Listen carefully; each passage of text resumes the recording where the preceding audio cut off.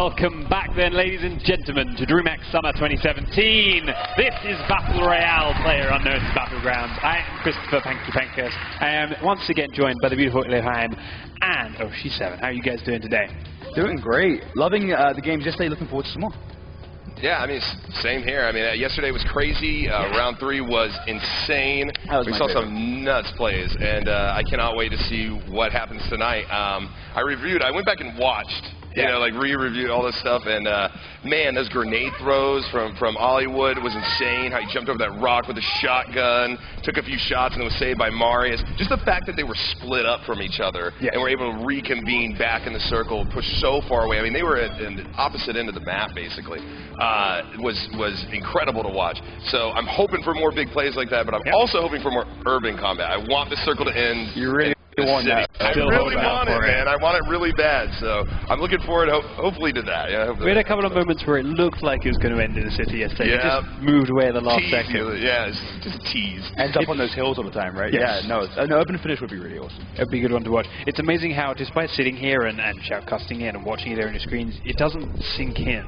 So going home and watching it back again second time helps that epicness just feel that little bit more. It's a great moment. Oh yeah, like I said, I was happy that you guys were here, because my mind was blown on some of those plays. I was literally speechless. I was not a good position to be in as a caster for sure. So yeah, hopefully I get my mind blown again. That would be nice to see. As it is, let's have a quick look at the schedule and what it took for people to get here. If you were here at DreamHack all throughout the course of the day between 12 and 6 p.m., all the games you were playing on this live client were being tracked.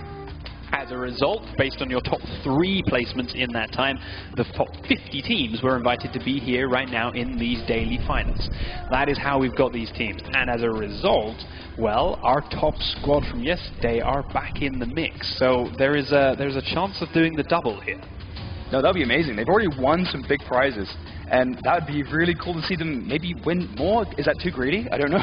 I'm sure not. If it was, we wouldn't be here. But they're in, and they've got a chance to go through again. But they are up against hot competition. We've got other winners from yesterday. They didn't win all 3 games. We've got guys that won the first game, Landhunden and GDK, with slightly different teammates, but they are back. We've got Skoom and Molman, who were very close up until that very last game, looking to undo that damage that was done to their pride yesterday. I feel like they're the real rivals in this. Them and Marius and Hollywood. I want them to fight more, like go 2v2 a lot more. Yeah, so we'll give them a chance and give them an opportunity. We can look at the top 10 standings from that 12 to 6 point today and see how everything finished up. Just for a little bit of information, remember it's the top 3 game finishes that contributed to your points here. As a result, for 1,000 points a win, Marius and Hollywood had 3 wins throughout the course of the day. So did Taylor and Miller.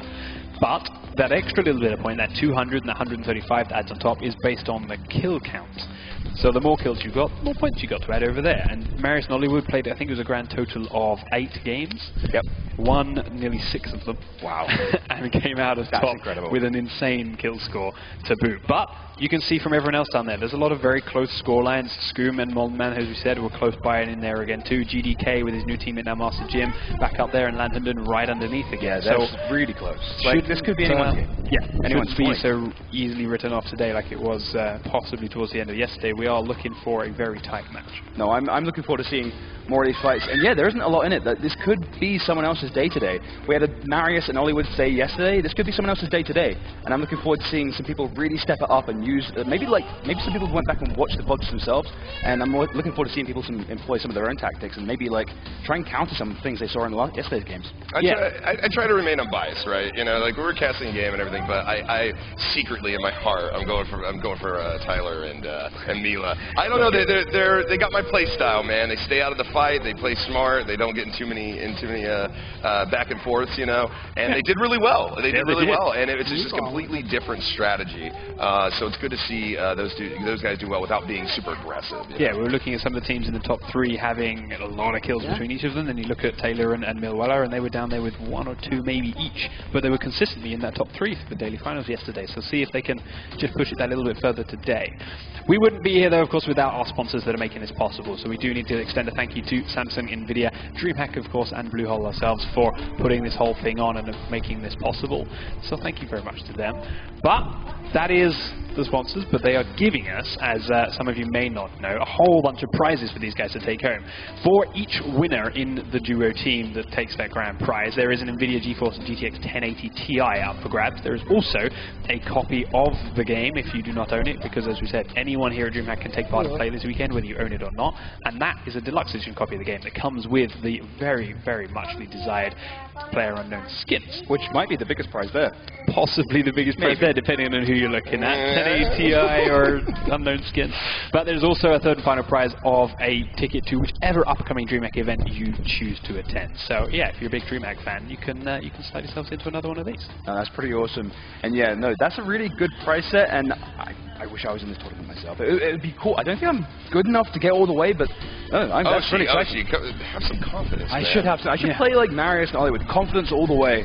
Yeah, we saw, as we said yesterday, there's a lot of points where we're waiting for players. They've seen an opponent, hold off, wait for a smarter opportunity, take the shot, grab the kill, move on. Great play, really smart. Marius and Hollywood shot anything that moved, whether they were solo at this point because they split up so much or whether they were together. They just took fights left, right and center.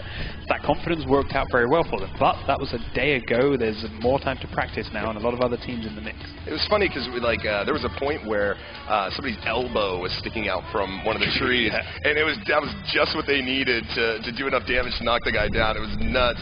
I couldn't believe that. I couldn't believe that they were just going for like pixels on the edge of the tree, you know. But they did so effectively. So hopefully we'll see more of that tonight. Yeah, and it's also impressive. Like we could see that elbow. We have the X-ray vision from spectate mode. There's a nice yellow glow around it. Perfect. They don't have that. It was just his eyes against the backdrop of the bushes and the trees. And I think it was raining at this point too. And he said, "That's an elbow," and he dropped the player down. Exactly. That's just experience in the game and knowing all the silhouettes they need to know. Like, is that a bush? Is that a player? And just engaging when they need to. And yeah, I've heard a lot of these players are loving playing on LAN as well. It's like a dream. Yeah, it's a whole other world, as they said. But of course, we are looking towards the end of the month with our big server update for the main game too. So we're getting that step closer. That's an exciting point for me as a player too. It's part of early access, man. It's part of the process and the evolution of the game. So as we're looking to go into day number 1, we're looking at strategies for first drops now. We're looking for that first game. Yesterday, the big success that Marius and Oliver went every time was your power plant here at home. Listen, I was talking about the power plant yesterday, even before the broadcast started, right? Yeah. That is where I like to go. It's out of the way. There's tons of loot there.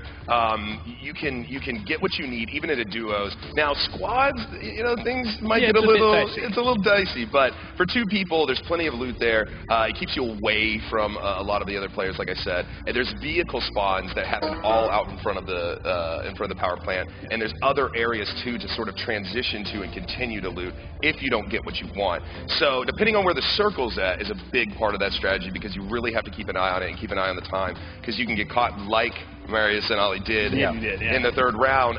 So if you keep your eye on the shield and you take your time, find the loot that you want, get a vehicle. I mean, we were watching these guys even landing all the way up north, grabbing a vehicle and driving all the way down, which on review, talking to Ollie and Marius afterwards, they told me the reason that Marius was there behind that car was because they had run out of gas. Yes. They had literally driven so far down to the power plant that they had run out of gas and were caught in a really precarious situation.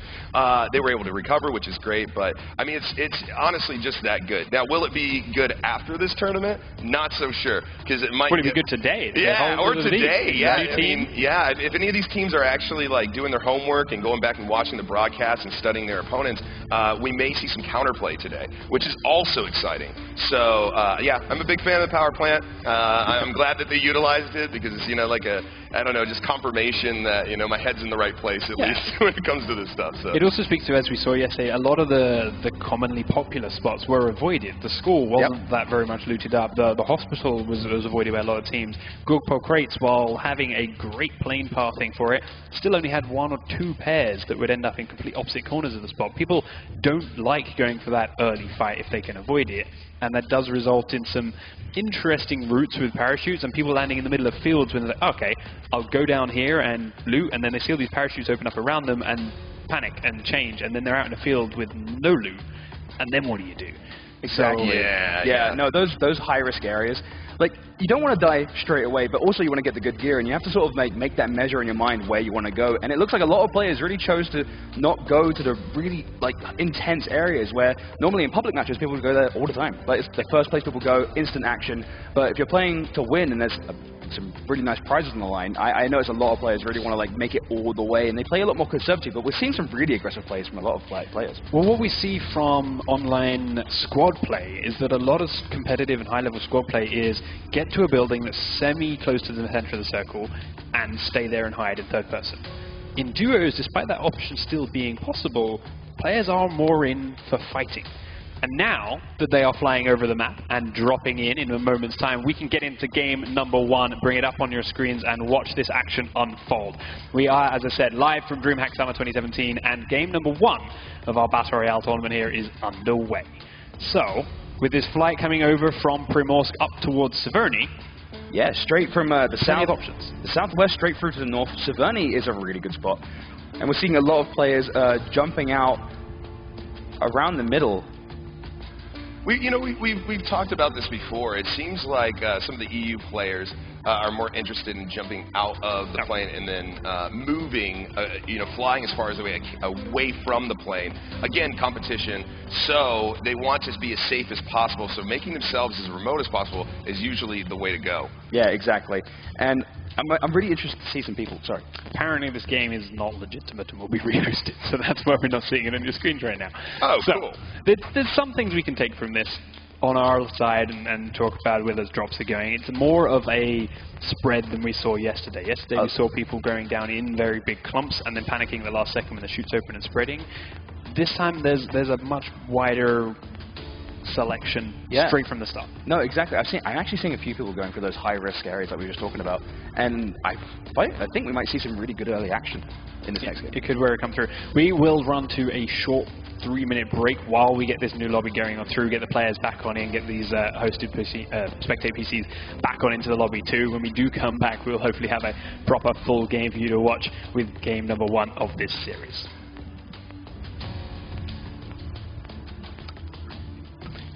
Close that.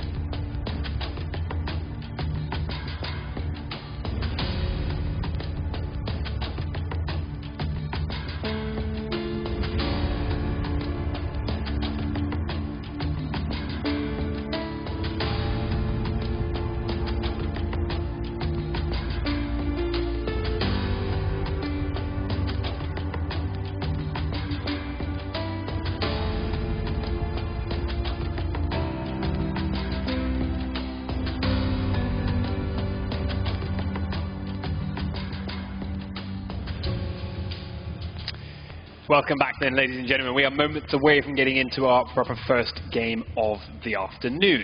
Let's look at yesterday's games, and we had some interesting things that we talked about during the break there, in that a lot of players that we normally see going for Kar 98s and 8 times and sitting back and sniping didn't happen so much. We saw players that were actually, okay, I've got a Kar 90 in my back, I've got a 4 times or I've got an 8 times on it, but I'm going to get a bit closer and use my assault rifle instead. Yeah, we saw a lot of players choosing not to really play it back defensively on the edges too much, and a lot of people were moving forward. I think people wanted to get inside the circle. I don't think anyone wanted to get caught on the edge, and I think people were moving forward with the assault rifles. A lot of times I saw players with their Kar 98s out, maybe with even a sniper rifle from a drop, and I saw them choosing the assault rifle. I think maybe the rapid fire might be their choice there. Yeah. But yeah, a lot of players are playing it a lot more aggressively than I thought, and it was not even that close range, at longer ranges too.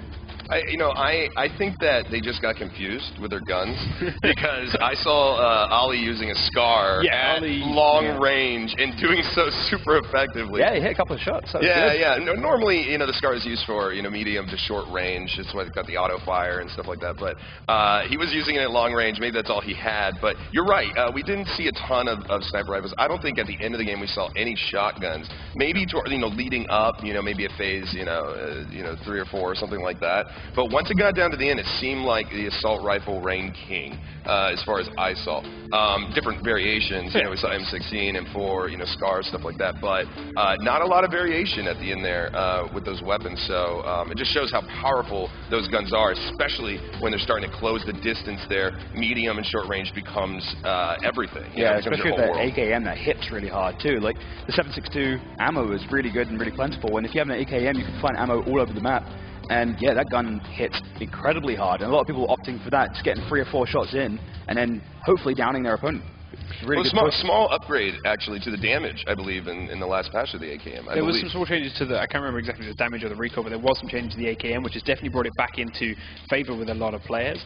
But we also saw a strong start of the game with vectors and umps as well. Those were still there. Those were still very prominent. And while there were shotguns running around, SMG players were regularly coming out on top. Yeah, we caught on screen inside a building, trapped in a small room, and choosing the vector against 2 opponents. He actually downed one, and there was a bit of a kerfuffle with a grenade, but yeah, no, he chose the vector in that situation, and it was really cool to see people utilizing weapons that maybe aren't always used commonly, but for their situations, knowing that experience and knowing how to play the game, they were like, no, this is the best weapon for this situation. Well, not only that, but we haven't really talked about attachments much, right? No, true. I think that we haven't really talked about it at all, and especially with the vector, the extended mag is so important, and I really feel like, I can't remember exactly who, but the player that was in the bathroom that was fighting those 2 people didn't have the extended mag. No, so he had 13 rounds. He was able to down one of them, had to go for the reload, was able to get the reload, and then came out, but he would have had a much easier time if he would have just had that extended mag. No, it makes a big difference on that gun. And yeah, you're right.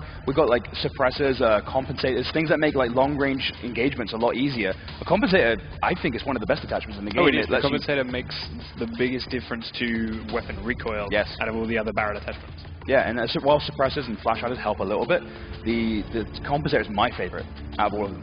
All right, but as it is, the players are in and the spawn island is gone, so the plane is across the map. We are ready to start game number 1 this time over.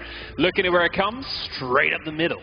Now, let's see how many people actually jump out and go to the military base. Last time we had, 3 teams maybe land there? And it's a different landscape, right? One thing I love about this game is right off the bat, the strategy begins. And as we're moving up and closer in, it looks like... Taylor and Miller, you're it looks like we can. Listen, I want everyone to win, okay? I'm just saying, deep in my heart, yes, I'm definitely kind of... Looks like we have a few teams going for Primoz, but yeah, again... That's going to be a bit of a swim. The military base, just 1 team going there. Oh, man. They're going to have a lot of loot there. Matt and Chewy are going to absolutely love all the loot. Now, they don't have an omnipresent view like we do. They don't know who else is going to land by them, but...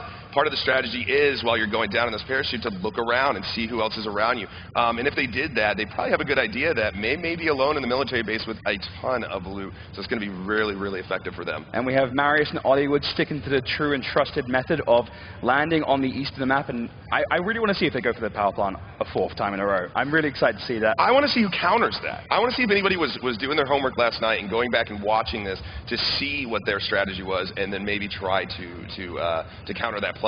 And we have a Karachi going, these guys are going for a really, really long parachute going to Primorsk. And we already have a firefight going down on the south coast. Relekprey running around in their underwear, and their teammate a little bit further away. Let's zoom out and see what's going on. And he's being chased by Miller, who has a shotgun at double barrel, really good long-range double barrel, as long-range shotguns can be. Shotgun's a really, really powerful weapon, especially early on while people are still looting. You can get in close. It's easy to use the angles. So shotgun, especially this one, man, I don't know how many times I've come around a corner and met the bad end of the double barrel shotgun. So there's actually a lot of fights going off up in Yazmaya as well at the moment.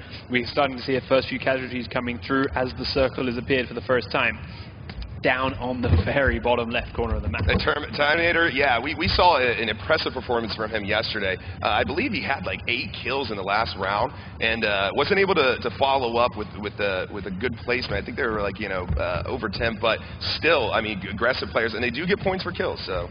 We're also seeing a lot of players down in Pachinki at the moment, where we're seeing some other casualties coming through. These are high population areas in a regular play and online play, which were avoided yesterday. But now players are starting to go down there, and we're seeing these early casualties as a result. Yeah, Fraggy's up in the barn near Pachinki, and there's someone really close by. His teammate, it looks like he's got a Vector, and not yet with the extended mag like we were talking about earlier. But yeah, these guys are looting this area. And I don't know if there's anyone else around. I think they might have already taken care of them. And in town, we have these guys. These guys are really decked out. This guy's already got a scar. That Mr. Derek DeBoop. He went big yesterday. Castle with a big 2v1 kill, saving his teammate in some last seconds. And it's definitely one to keep an eye on throughout the course of today's game. You know, in the beginning, minutes of this round, that's when the most action is happening. You know, usually. You always see a couple people, you know, biting the dirt right off the bat. There's a lot going on across this map. So, yeah, let's just try to get it. Oh, there we go, right there with prayers. Up in... What does it look like? It looks like maybe over in Yazmaya. There we go, yep. In Roshog, GDK with just a pan. The pan, don't underestimate the pan. Running from a shotgun. Yeah, no, that's actually his teammate. He's running straight towards another team. And, yeah, I want to see what GDK does with the pan. I think he's going to pull up some really good moves. and, you know, for those of you who are new to the game, the pan is one of the only melee weapons that can actually deflect bullets. And very many times you'll be running with it on your back and you'll hear that pink, and you'll know that somebody is taking shots at you, though it has protected you. So running with it out like that will also protect you from sniper fire if you're lucky. You know, you really got to... Yeah, it's got the nickname of the level 4 armor, right? Didn't protect him from those few shots. Battling across from Mr. Power out that front did take them down a little bit of health before they ducked on inside. You see Master Jim missing a little bit from what he had before, but they immediately took those shots and we'll go back this way. Well, we're not going to keep pushing. It doesn't look like he has a helmet. I'm not sure if his teammate does either. He has level 1. Yeah, GDK and Master Jim choosing to not participate in that firefight, maybe going up the hill to get a bit more gear. Competitive play, man. Everybody's conservative for the most part. Do you see a couple of players down in the field just south of Yazmaya coming from that gated compound? You see Sidron and Pivan low health coming out of that engagement, but with basic weapons in hand. Yeah, nothing major, 2 shotguns. His teammate is on half health.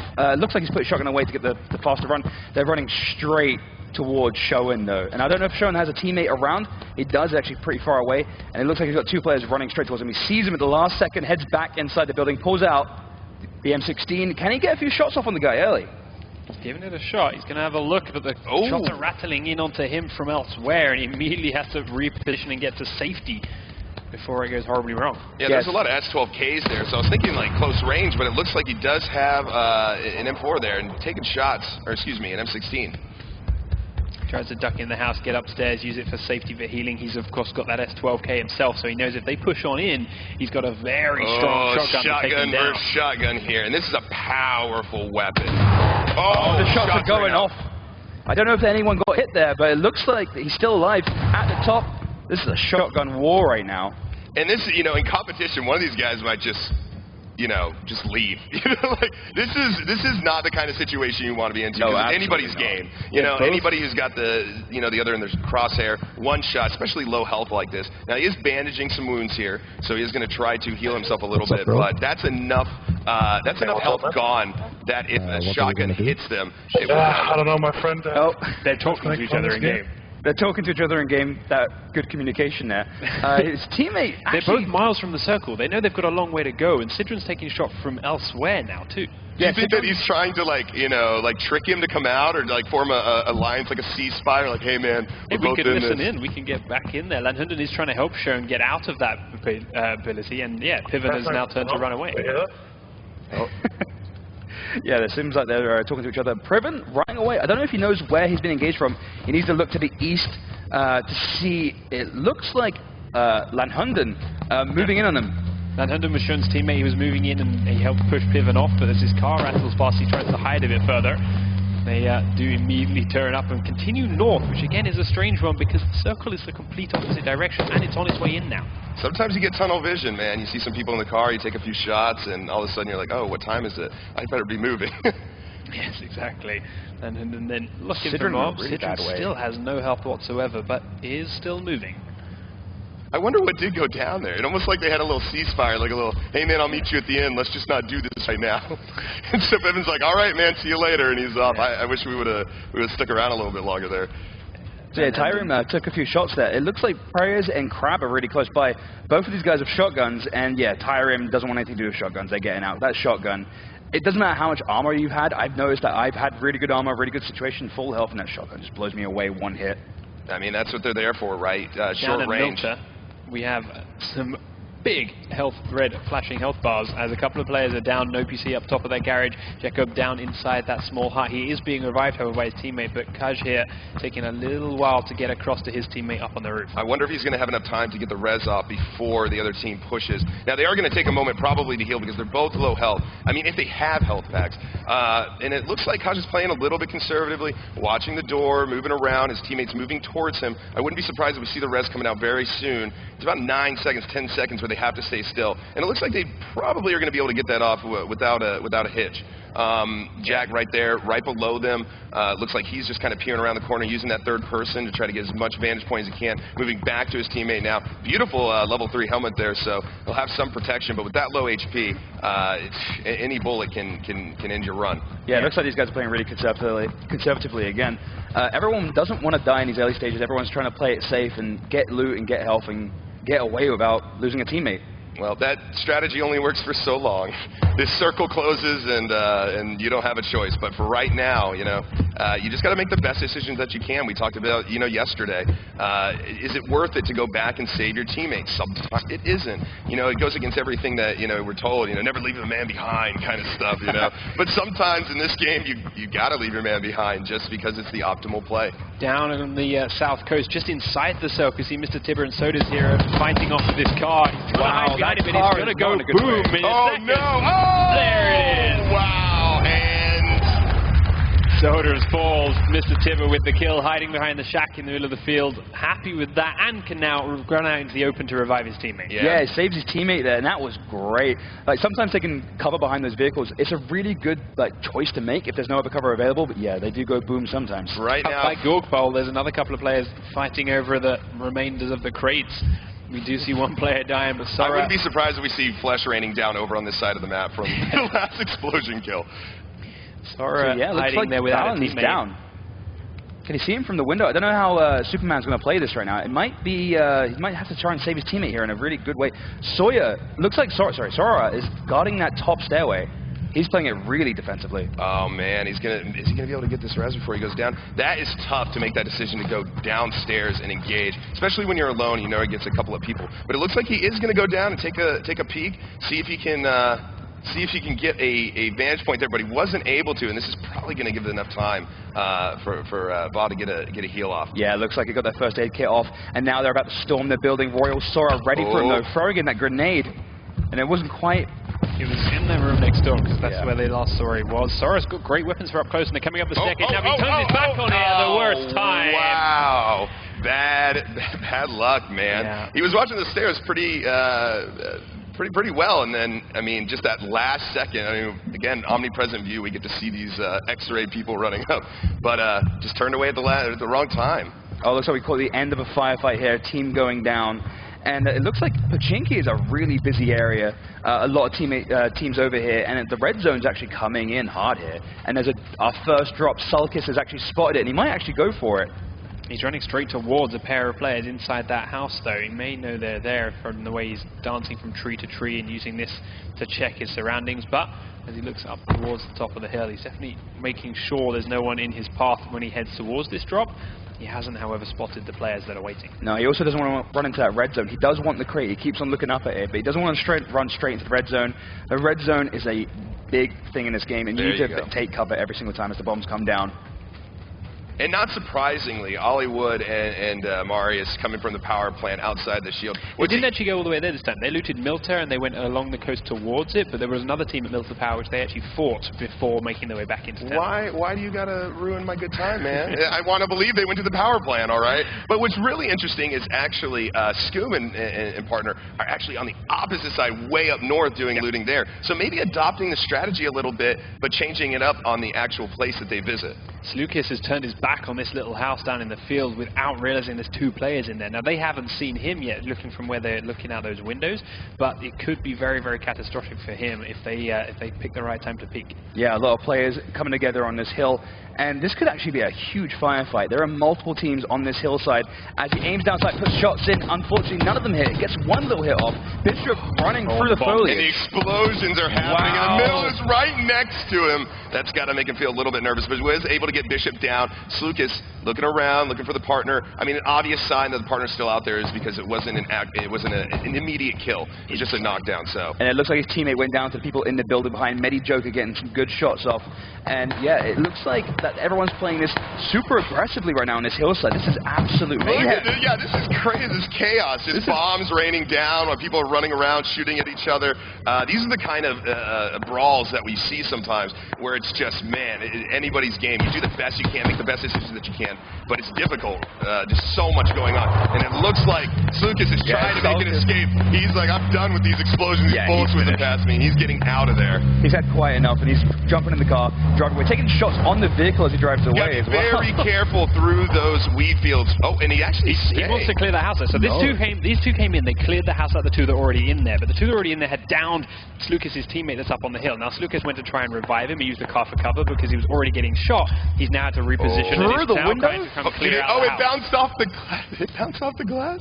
No, it went straight on in, but it didn't do enough damage. They're hiding in the back room, the pair of them in the same spot. If this nade goes through the right doorway, he could get them both. Last second dodge across from Ghost does split them on either side of the house. So Slucas has to push in. And if he wants to save his teammate, he's got to go very fast because he's bleeding out up on the hill and there's more players swarming the area. It's absolute carnage in these fields, and yeah, Slucas wants to get inside here. He opens the door. Shot's gone off. Ghost goes down straight away as his teammate puts gunshots down on that doorway as he leans across. Wow! Slucas. What a play from Slucas. Yeah, that was amazing. He's gone down really low health, taking cover again in this building. This building seems to be a really popular one. Everyone covering from the bombs in here. I know this is, what is this, the second round of bombs that are about to go off here? I mean, what do you, give the guy a break. I mean, come on. Oh, and the ghillie suit. Look yeah, Bishop's really close. He's got that sniper rifle on his back, and he knows something just went down in this building. This building is a focus point for all these players right now. Slucas is still looting a couple of the other rooms, looting the bodies, of course, of those players he killed. Bishop is aware of the area. They're cautious of the building, but they are looking to sprint on past it towards the next circle, so they've got a long way to go. Well, they have to, right? Because the explosions are outside. It's the only cover they've got, so that's why it's drawing so many people to it. But they're ignoring it. Now they've gone straight past. Slucas is going to come out this door or the window behind them, and he should be able to spot them running across that field. Oh, wow, what a great spot. He goes down sight. They tried to get in the car. The bike and the headshot right there. He takes down one, and the second one is very low. He's getting in the car to try and run. He's getting in the passenger seat. Slucas is doing so much damage, and they don't know where it's coming from. Slucas now needs to reload. This team needs to get... This is a really intense moment. Can they survive? They hide behind that little bit of hill. He's trying to take out the down player, but he's not going to have a lot of ammo left, and he's going to have to duck back in and reload. This is Bishop's chance to maybe get into a safer position and put fire back onto Slucas. He's using this to loot, trying to get some more ammo, maybe some more meds out of the team that he killed inside here. But that ghillie suit is still waiting in the field with an M24. Yeah, he's ready. He knows where the shots are coming from. He's behind that car again. Someone else taking the cover behind the car as the circle is coming, and these guys do not want to get caught in that circle. Man, step aside, Chuck Norris.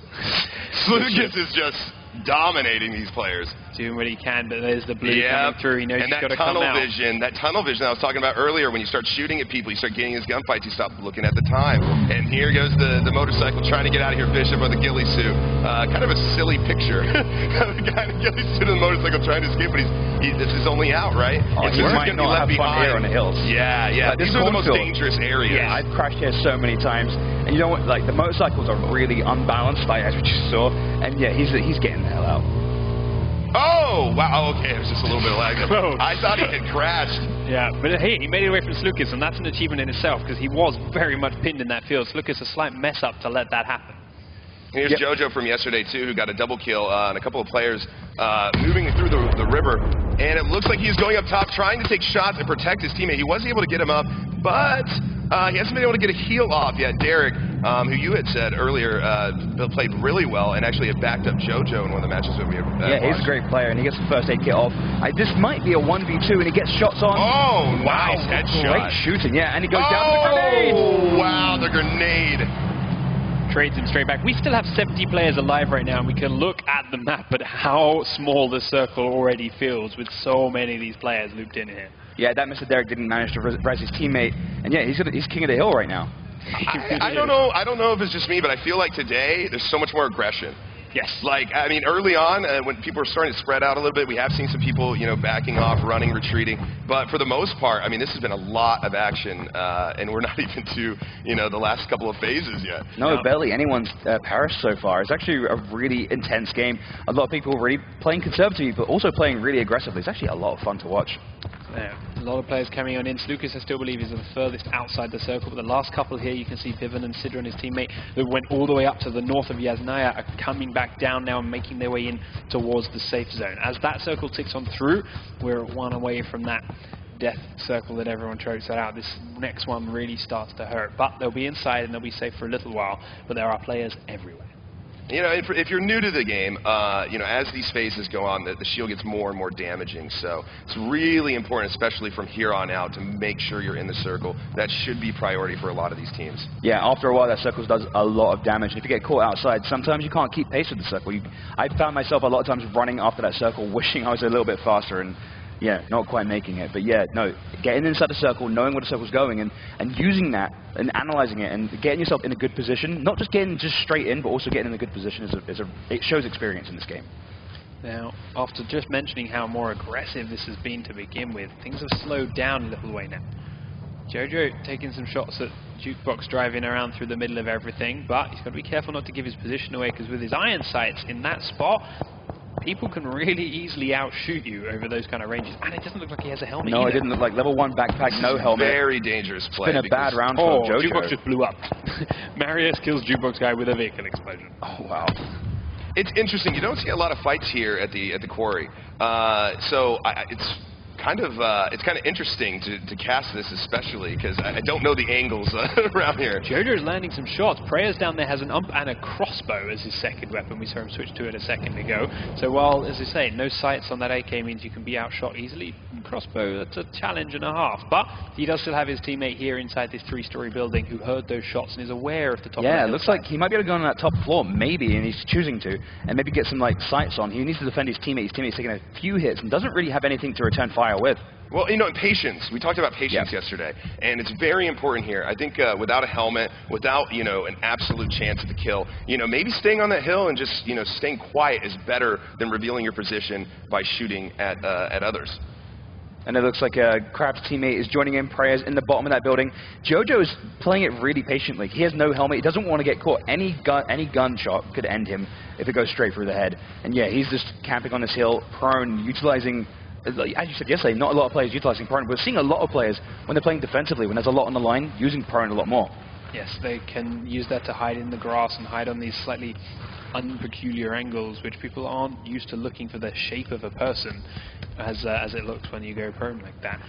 We are looking at the last few players now making their way through. Lucas made his way in. We did lose Dr. Derek, but up towards the north side of the circle, we're getting a lot of fighting between Frag and his squad. Piven, Sidron, after all that running, are starting to fight.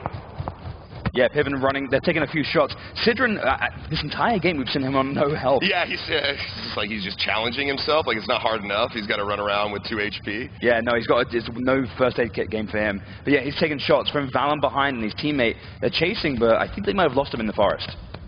Yeah, I think they got up and over the hillside. Citron still low health, but still moving.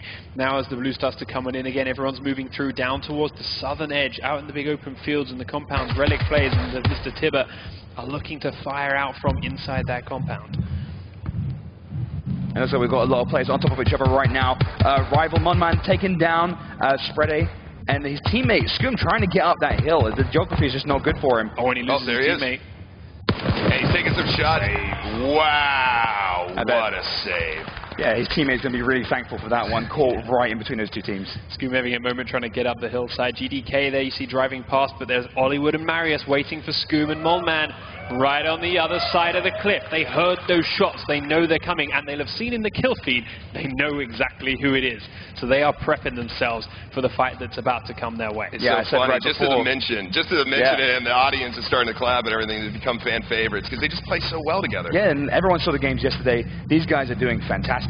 Down on the road, there's a couple of other pairings coming in now from the same direction. So there's 4 squads around here. 2 of them are being shot at already, and Skulfer trying to put shots in towards the trees. They do get one down. Looking for the second one. Is he trying to continue running deeper on through? But as he goes further in, his teammates further away, and that revive looks more and more unlikely. Skulfer and Sivlock looking to push down onto them, though. But from up and above, they're going to get shot in the back by Marius. Meanwhile, Hollywood is still focusing on the Scoom and Molman combo. So there are 4 squads around here. Marius and Hollywood are fighting happily onto 2 of them.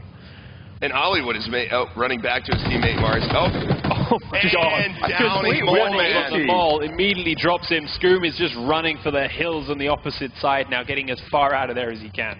Hollywood's showing that he's a really big force to play with. Him and Marius, the way they position themselves, and their just gun confidence is amazing. And again, the positioning and Hollywood. You don't see that very often, especially in those kind of positions where they've got the high ground that they actually get down. That was a great aim from Scoom there. Yeah, Marius is coming in to save his teammate. And I don't think bleeding very quickly, though. Yeah, Scoom, I think he got a few hits on him as he was going down. Scoom, I think, isn't in a good position to finish off. I mean, you'd really want to finish off Hollywood. If you knew you knocked him down, you'd be really, like, focusing and trying to get that kill. This is pretty clutch right here. Scoom using this opportunity now when he realizes, okay, Marius isn't coming to finish me off. He's not coming to clean it up. I'm going to push towards the safe zone. I've got 30 seconds. The blue's coming close. I heard those other shots. I know there's other squads around here.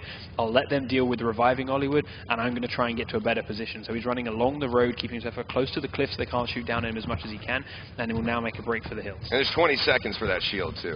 Everybody's got to start making their way to the center, or they're going to be in a world of hurt. No, that circle's going to do a lot of damage, and they get caught unaware. Cadge losing his teammate. Looks like Landhunden's over the hill. Landhunden just over the edge, showing over onto the right-hand side. Landhunden now gets the second one down and ends up with a little bit of help from Shun to the right-hand side. They didn't die. They just wanted to roll down that hill. It looks super fun. I'm a big fan of the ragdoll in this game. It's a lot of fun to watch. So as this is circles moving in and in again, we are looking for not quite an urban finish, but there's a lot of buildings and a lot of rock faces around here, which results in a lot of vertical gameplay. Yeah, like I said, it was very interesting. I haven't seen very many games end near the quarry, and it's just the rock formations make it so awkward for these players to move around. Yeah, so we've got a few shots going off, not very showing.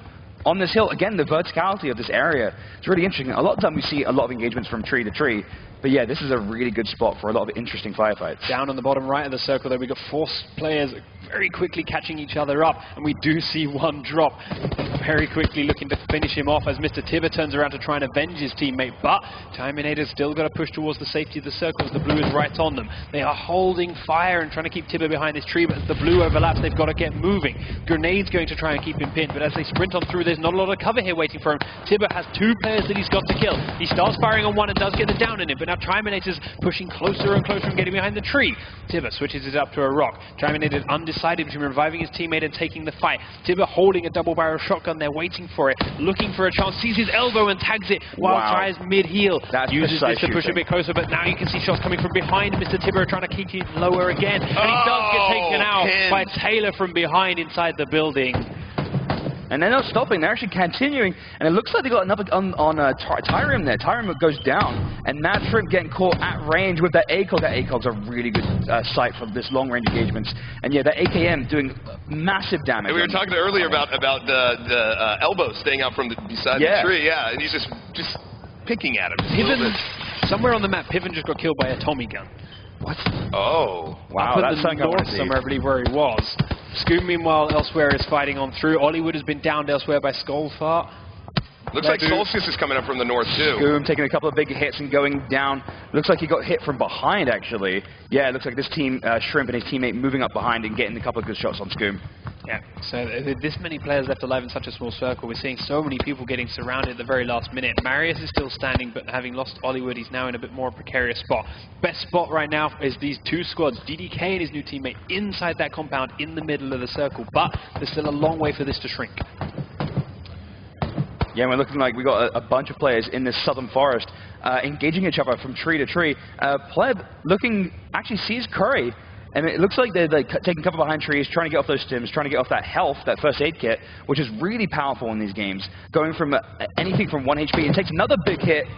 Looks like Pleb's got some really good aim there, aiming through that iron sight. He's got a 2x lying on there. Yeah. He's prone with the 2x. It's a very accurate place to be. He knows he's got Curvy pinned behind this tree, and every time he tries to step out, the shots are going. Curry taking a chance here, moving up and taking a bullet. One more will take him down, but it looks like he's in a perfect spot right there behind that thin tree. He is sucking in his gut right now to make sure. Just took a bunch of damage though from behind. Skullfire now is coming up behind this pairing and actually helping Curry without even realizing it. With a UMP, no less. Oh, and cleaning up from behind. Takes down Plebu, but the circle's coming in, forcing him to move a bit more. Looking for Kurochi now. Finishes the down player off and is pushing very aggressively forward. Kurochi steps out from the tree. Skullfire cannot get the kill. And barely makes it in the shield. Wow, he's actually able to outpace that circle because they're so close to it, but goes down. Shot from the right-hand side by Creevy. They couldn't finish him off earlier on, and they punished for it now as they are once again pushed closer and closer to this compound. Man, you hate to see it, man. He fought hard. Yeah, Krabby's trying to get in. Takes a couple of big hits from Marius. Marius fully auto, but still really accurate with the Scar. That's crazy. The circle was ticking him down too. Krabby trying to find a safe spot to stop and get out of his car. He's driving straight towards Creevy. Hitting that tree actually stops him in his tracks, but they are looking his way. He's dropping behind the car to get a first aid off, but it's just behind the deflate and they can't be seen. He's very lucky. Usually plays like that, especially at this point in the game. Jumping into a car just makes a huge target. He had no HP, got down. I mean, he did everything that he could. Yeah. And it looks like he was able to heal himself by the grace of God, because there was not much hope for him. But, you know, he pulled it off, and it looks like he's okay. But it looks like the team of Mad Shrimp and Chewy are moving up.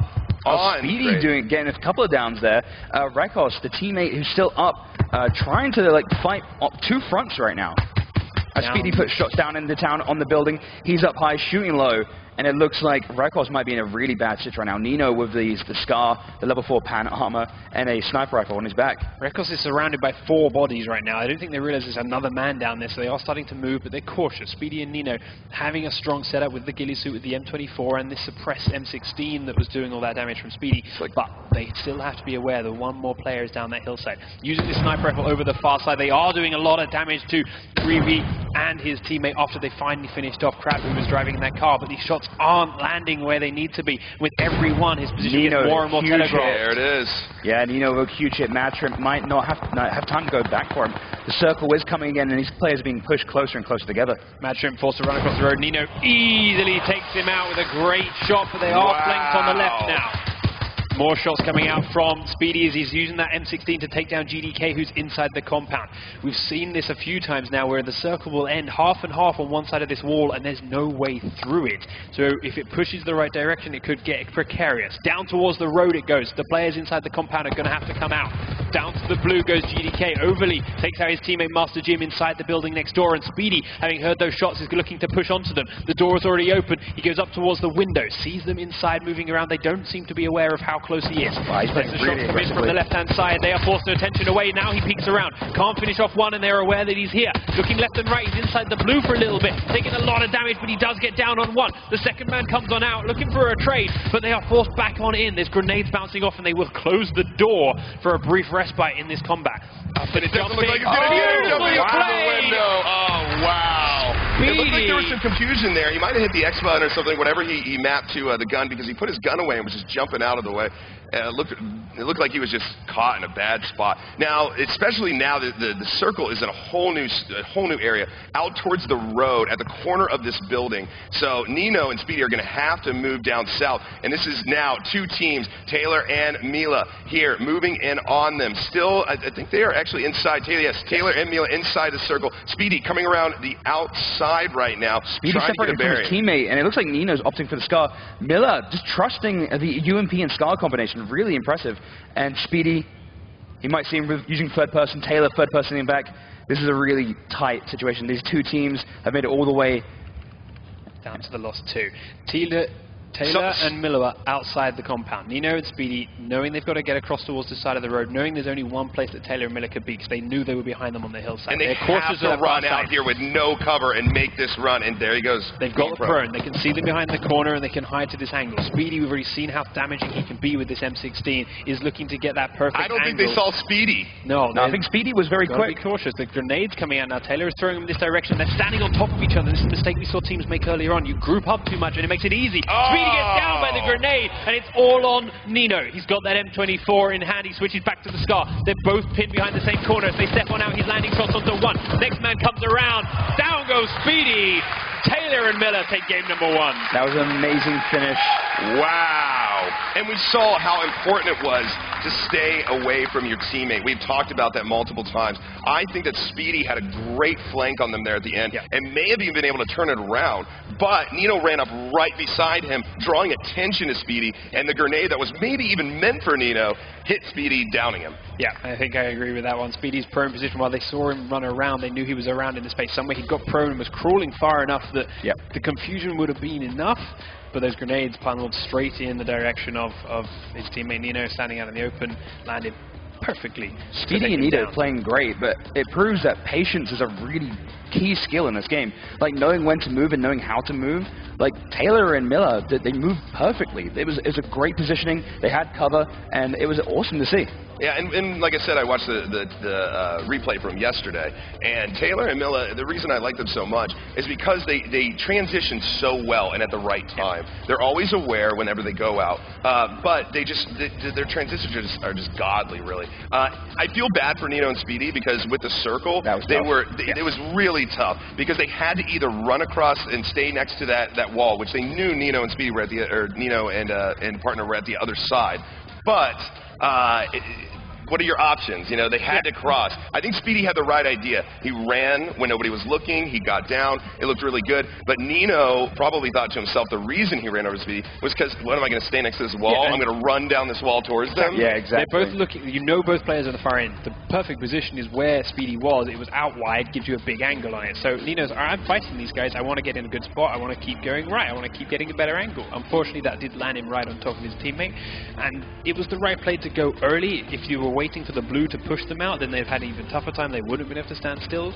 Just a little bit unlucky right down towards the end. But some great shooting from Taylor and Miller to round it up. I thought his positioning was great for what he had. Didn't have much, but yeah, the tall grass really helped him.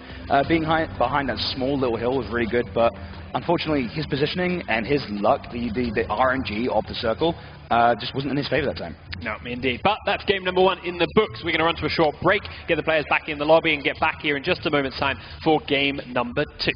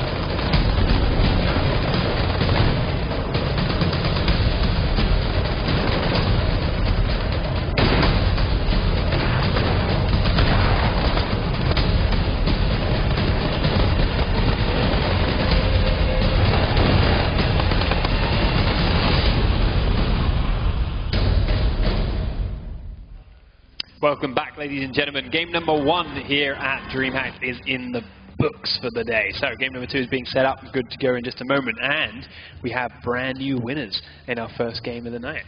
Yeah, it was kind of reminiscent, actually, of the first match from yesterday.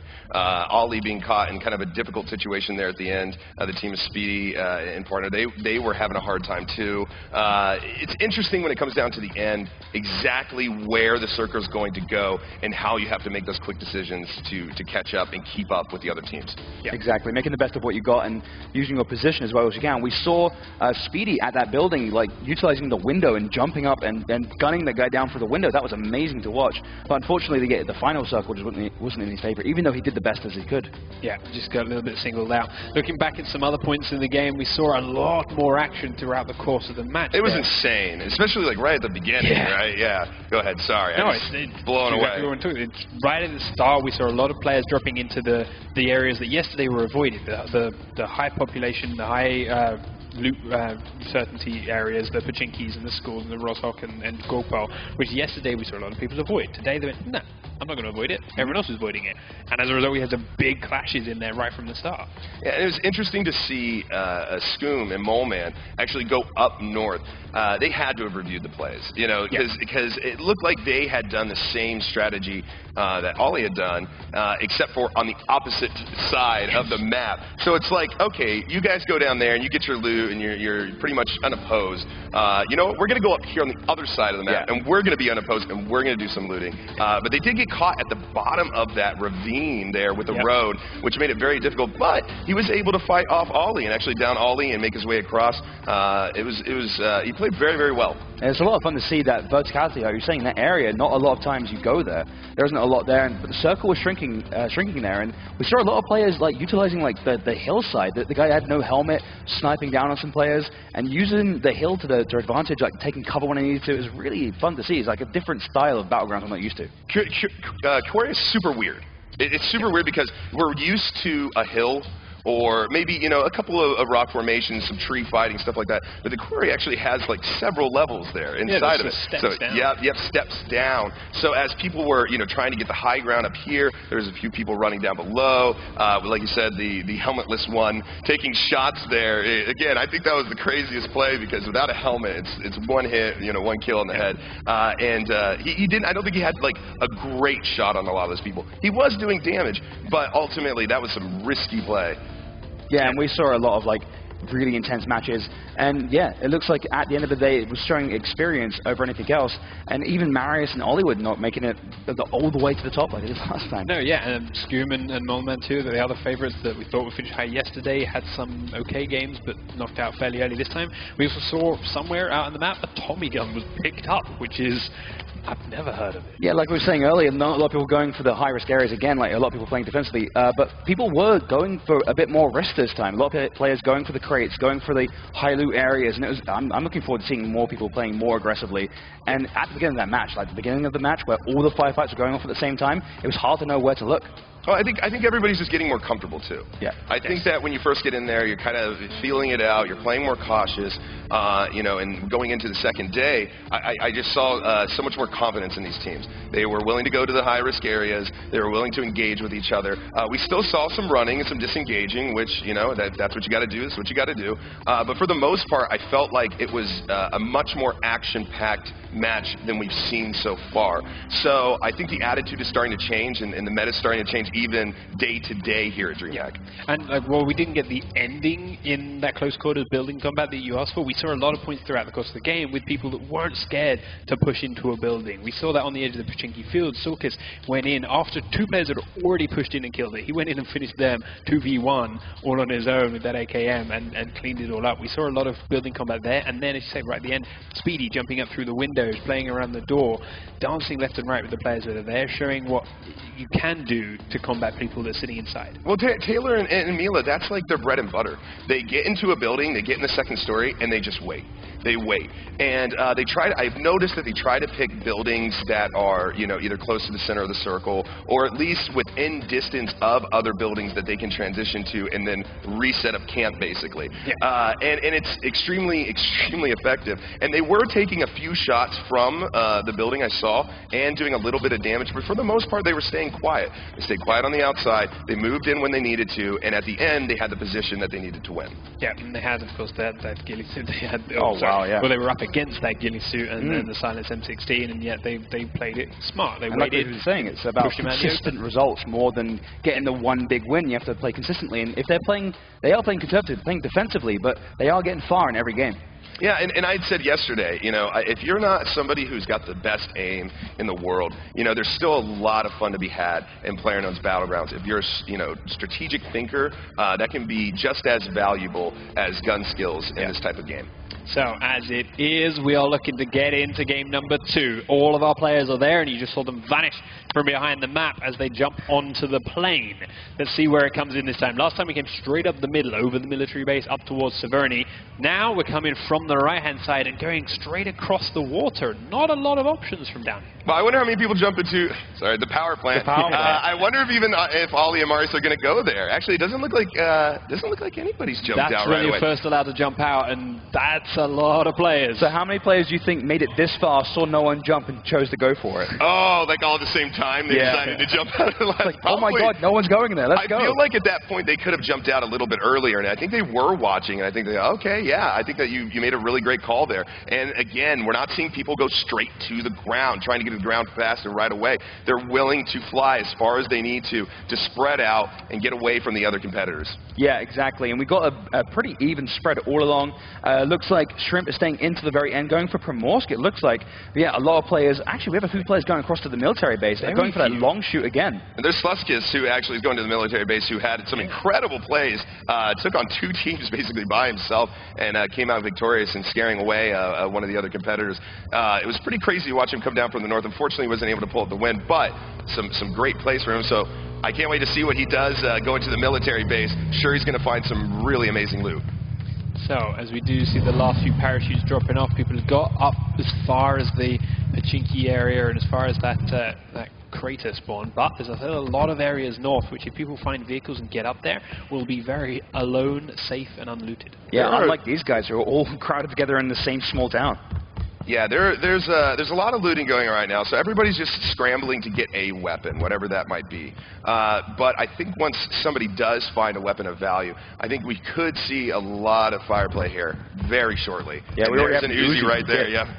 Bishop and the player in the building next door on the other team only has a machete at the moment, so Kittelsen could do a lot of work with this if they want to push aggressively for it, but right now they seem to be content just looting the rest of this building, and now Bishop's found himself a scar.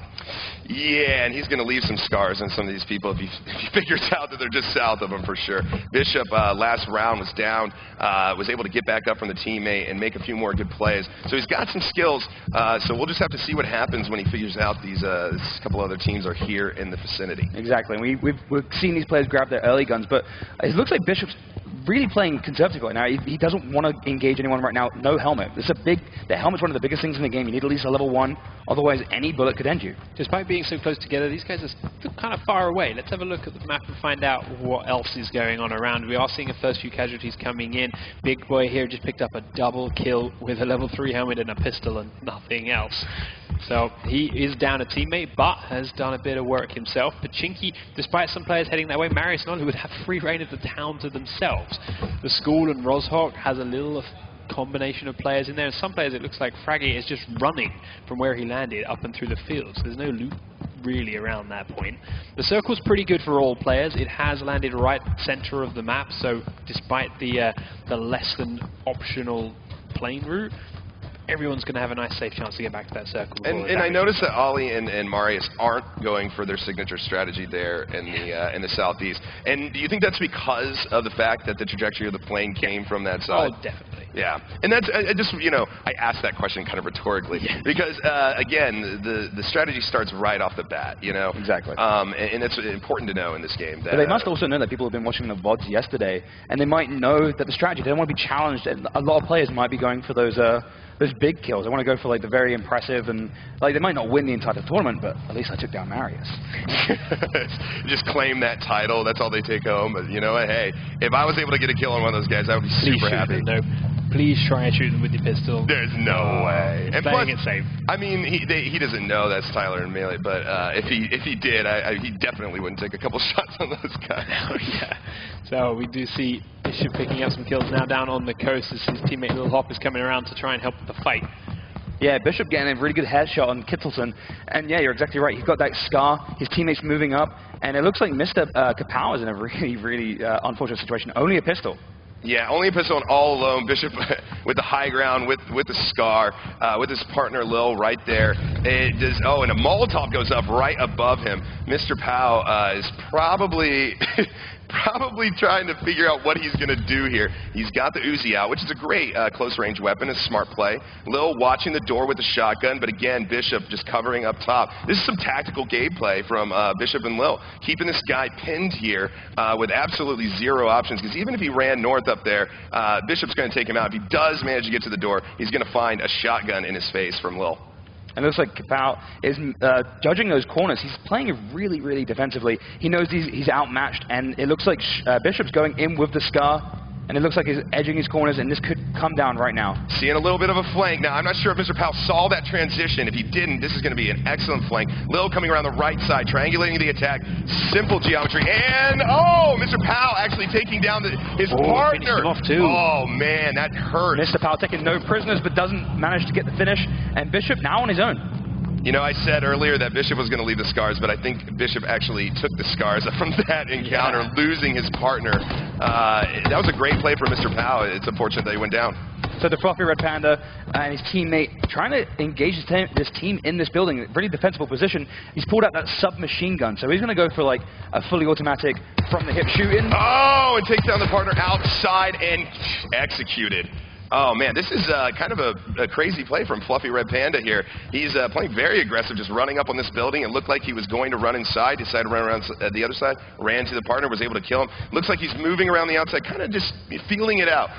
Where's this other guy at? He knows he's inside, but can he see him through the windows? Is he upstairs? Is he downstairs? He might not know exactly. And it looks like... yeah, it looks like his partner has moved in through the back, but with half health. Would you send your half health guy up the stairs first? I wouldn't, and it looks like they are going to pay for it. There. Wow. Looks like he is using his partner. Yeah, and there we go. So he is going to be able to get his partner up, but, you know, tactically, they've got to question that play, you know? Yeah. If you've got full health and your partner's half health, you want to be the one to run up those stairs, take what you can, because you're going to have the best chance of surviving that encounter. I didn't think they even needed to go up the stairs, to be fair. They had a hillside behind it. They could watch through the windows. You know he's going to be sitting at the top of the staircase right in that room, just like he was. That's how you hold that house. Yeah. Play around that. Do everything else you need. Loot the buildings next door. Find a grenade. Or just wait for him to come out. Unnecessarily aggressive. Yeah. But until that vaulting comes in. Until that vaulting comes in. And that's a whole different beast. Yeah, yeah. Then we see him jumping out of windows. Oh, and a nice little roll there from Nope. He almost lost his car and said, nope. Yep. So, oh, he's going to jump this. What is he doing? It's destruction derby for Nope, I think. For styling it out, landing square on 4 wheels. I'd give that a 6. Yeah, 6 out of 10. Yeah, dismount. Okay. It's like, does he know what game he's playing? He's I'm just going to do some flips over here. Extra points for artistic impression with the vehicles, right? Finishing up a quick heel, hiding next to these apartment buildings. So there's players in the school and in the apartments right next to him, so he's got to be cautious as he goes around and looks there. Look at the map here. Everybody's really spread out, actually. Yeah, everyone's trying to get inside that first circle, and it looks like a lot of players are coming together around the edge of the map. Who went all the way north? Is there anyone further up than we've got there? Yeah, all the way up Severny, there is a pair. Managed to find a vehicle go all the way up. Did have a couple of others that are... Scoom, in fact. Yes, Scoom and Moleman going up north again. In 2 different vehicles. Yeah, they got the little convoy going right now, and now they're driving south to get back in the circle, and I think they might have gone to those tunnels up north again. Road warrior, man. Witness him. Looting each of the buildings as they go, bringing themselves back down and in, and especially when one of the vehicles you've got is a buggy, you don't want to put both players in one very exposed car. That last looting spot that we just saw is actually a really great kind of remote location. It's got 3 levels, and it's got great loot in it. So I'm glad they know about that spot, because it's one of my favorites. So in the southeast of the map, we've got another firefight going down. Stan E goes down. His partner not very far away, up on the hill. Actually, not his partner. This is a really big mashup right now. Looks like Stan E goes down. He's crawling for safety. And Royale doesn't look like he's going to save his teammate. Look at the UMPs right now. Dual UMPs going against each other, kind of at a pretty far distance for these weapons. Yeah. Actually moving in a little bit closer, switching, look at that, to the M16. Keeping an eye as he's trying to transition over. He does transition. He is taking fire. Wow. It must have been a headshot there. That was a good few hits. And he's going to play aggressively now. He's actually circling. He's trying to edge that circle. This could catch both of these guys. Go off. Oh, he doesn't have the time. So he's taking the shot and takes him out. Suda spots him first. I can't fault the play there. Nope. You know, I think the right play was to run up on them. Maybe keep a little bit of an eye out. But I think he was convinced that he was going to go for that res and he would run up on him. But he changed mind at the last minute and was able to gun him down. So this then grabs a kill on the military island. His teammate going to come and pick him up in the buggy. Up here in the middle of the circle, though, another pairing is fighting from building to building. Il Pardo going to get revived by Sodas, but across the street, there is their opponent, Superstar and friends, the Joker hiding in there, looking through the windows to try using and that find small window. There's another elbow, man. Like, these elbows, guys, you gotta keep them in. Yeah, like that. This is crazy. There's a lot of hits, just clipping people right now. And yesterday as well, we saw a bunch of shots on elbows around trees. We're seeing some UMP play, actually a lot more than we did before. Some Uzis too. They're just kind of hunkering down right now. It looks like Med Joker is taking some. He's just peeping out, seeing what's going on. He knows where they're at. He's just waiting for them to move. But it looks like they're pretty content just to sit there for a bit. Maybe even Solder's doing some healing. Looks like Superstar is maybe making a flank. Again, I think he should probably heal up before he decides to do anything. Yeah, I agree with you earlier, Panky. Like, you know, be patient with some of these people. Yeah. We know they're inside the house. There's only a few ways they can go in and out. Maybe just waiting them out is the better option here.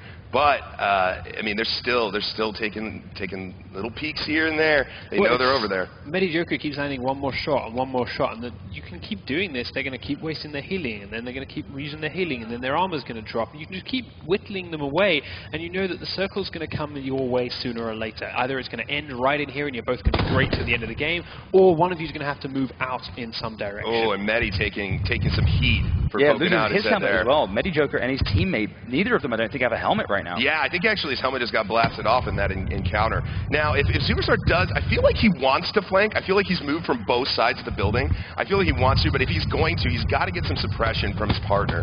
That's going to be really important so that he's able to transition without much opposition. Yeah, Superstar really wants to play aggressively. His teammate, if he puts some suppression down, might be able to move in. And yeah, Superstar is circling that building, trying to find a way to get around this other team. See, and I'm not sure, maybe their health is down. See, I was just about to say, he's poking his head out with very little HP, which downs him. I don't know what their healing situation is right now, but I know that I would not be poking my head out if my head said, oh, here we go. Solders is done with this, and he runs in for the kill.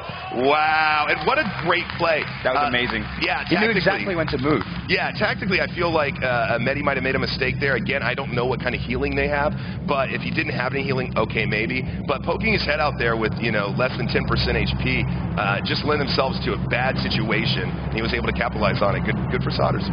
That's the power of patience. They hid in that yellow house despite getting shot at for a while, despite getting shot in the elbow a couple of times. They just waited for that opportunity, and he just, hey, stuck your head out one too many times, and that was the opening they needed. That's what we saw at the end of the last match. Yeah. A lot of patient plays. Down at the bottom of this little hill, Nero can see these players running around in the building. He knows they've come out. I wonder if he knows there's a car there. I bet he can hear it now. Moving, yeah. So yeah. What does he do about it? They're driving straight towards him. It looks like Nero not wanting to play too aggressively. He's got his AKM in hand. I think he's just waiting to see the come. Oh, wow. And it could have been more perfect there. Leaning out of the window. Jojo. Wow. What a great shot from Jojo. Plebo moving around the side, trying to flank, getting to the tree. Looks like he is going to be down, though. Toke there behind the tree. Also, probably trying to get some healing off. I know I would, but looks like Jojo's not going to give him the opportunity. Playing super aggressive. Looking for those elbows to get those little shots off. He's peeking, trying to move around. He's getting flanked. Got hit in the leg there. Just whittling him down. He's hit him in the shoulder. This tree is not big enough to cover him. He's hitting the side of the tree as well. The pan protects him from that bullet, which could have arguably been the one. And it looks like Jojo moves up, and Jojo is down. Toki barely able to get out of there. And Nero getting the res now from Toki. That was a highly intense exchange there. You've got to give it to Jojo there. He played aggressively, but he played right. He's putting pressure on all the time. But it looks like his opponent was playing really passively, and actually that won him the entire firefight. Nero won because they came from the power plant, and they actually looted all of that, and so I think that's what just gave them the extra edge. OG Reyes at the top of this hill has down Valen. Valen's been doing work with the Car 98 in both yesterday's games and earlier on today, but they couldn't quite place highly towards the end round. As it is, his teammate is a long way away from him there. He sees Superman here, no chance of reviving Valen, and is just focusing on this other pairing that are down to south. Yeah, Superman's got to be careful here. He's about to get pinched between these two teams if he's not careful. Yeah, looks like the team to the north, though, is content with staying in the building, so moving back down south towards his teammate might be his best option, but still not going to be great. I wonder if he's going to even, he's not even going to have an opportunity to save his teammate. And he is taking gunfire now from Orgs. It looks like Superman is behind the tree. He's not sure where those shots are coming from exactly, though. He's going from tree to tree.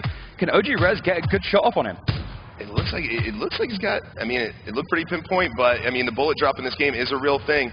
SKS is a beautiful gun for this kind of range. With the suppressor on the end of it, we don't talk a lot about attachments, but I feel like the SKS, suppressor, and 2-time scope is a great combination. And it's really doing him well now. And you know, it's very likely that Superman didn't even know where that was coming from. The suppressor is so good for just, I mean, that's what it's there for, to silence your shots, keep you hidden even while you're engaging people. And it looked like Superman was just kind of scrambling back and trying to gain some bearing. And it looks like Cut is actually moving up to maybe try to clean this up. A lot of loot if he does, which is going to be in their advantage. But we'll have to see. Yeah, Superman running away from that. Yeah, Superman, he's had enough. He's flying away. But Master Jim, he must have heard some of that shots, because he's coming up right behind OG Rez. OG Rez has no idea. Did he not see him to the right there? Oh, now he sees him, yeah. He sees him, goes prone, and starts crawling back to the tree. This is competition play, right? It's just like that lack of confidence that, oh, crap. But, again, the big nope. We've said patience, you know. Maybe he's just biding his time. I don't think that they've seen Master Jim necessarily, but it does look like Cut is sort of moving around in such a fashion that would say that maybe they're aware. They're still watching down this other side. They're still. I feel like Master Jim does have that advantage, yeah. Yeah, they're not aware of Master Jim just yet. Cuts is now starting to be cautious. Oh, of that look at this, again. Master Jim coming up around the corner, looking at Cut. Oh man, they're going to run right into each other if Master Jim decides to go to the left here, and he is. And Cut and Ogres don't know he's there. I don't believe. He's right on top of him. There we go. Shots ringing off, and it looks like. Oh, he did down, but the partner was able to save him. It's difficult, you know? Yeah, that was an impossible situation. OG Rez and his teammate right next to each other, and that was just a flat-out 2v1. It wasn't enough for Master Jim. Master Jim might have wanted to skirt around a little bit more than that. Yeah, a little potato there. I think he probably could have down cut faster, you know, and then had time. But, I mean, it is what it is. Maxi and Levy sitting in a building on the edge of, say, White Circle, looking at a couple of players that make their way in and across from nearby. Just watching from the tunnel entrance. We promise they're here. See them running along the top of that hillside there. They're watching them hedge from left to right. know they're going to be up on the hillside in front of them, and they have to move out of here because the blue's coming in. Yeah, these guys play really patiently. Like, we've seen these guys before, and they always, like, they play it patiently. They move when they need to, not when they don't. And these guys are really great players, but they're letting these guys run along. And that's the thing about the mines. The mines have wonderful loot. Recently just put in more barriers for cover if you're looting down there. But eventually you have to leave. And when you leave, you're really susceptible leaving out of that entrance. And it looks like shots are going after Skull to Harbaugh, and he is going to be knocked down. Is he going to be able to get over that berm? Yeah, I think that hill's going to save him. Oh, man. Oh, Skullfire really wanted to get that final frag, but Flutterby might be able to go back and res his teammate. This is a really bad situation. They have all of the cover, but this hill is saving these two players right now. Would you say that friendship is magic? I would say friendship is love. I mean, it's Flutterby, right? Oh, it looks like he's holding his hand like, it's okay, buddy. It's okay. I'm going to get you out, man. It's no problem. Stay strong. Yeah, you're not going to die today. You know, that whole thing.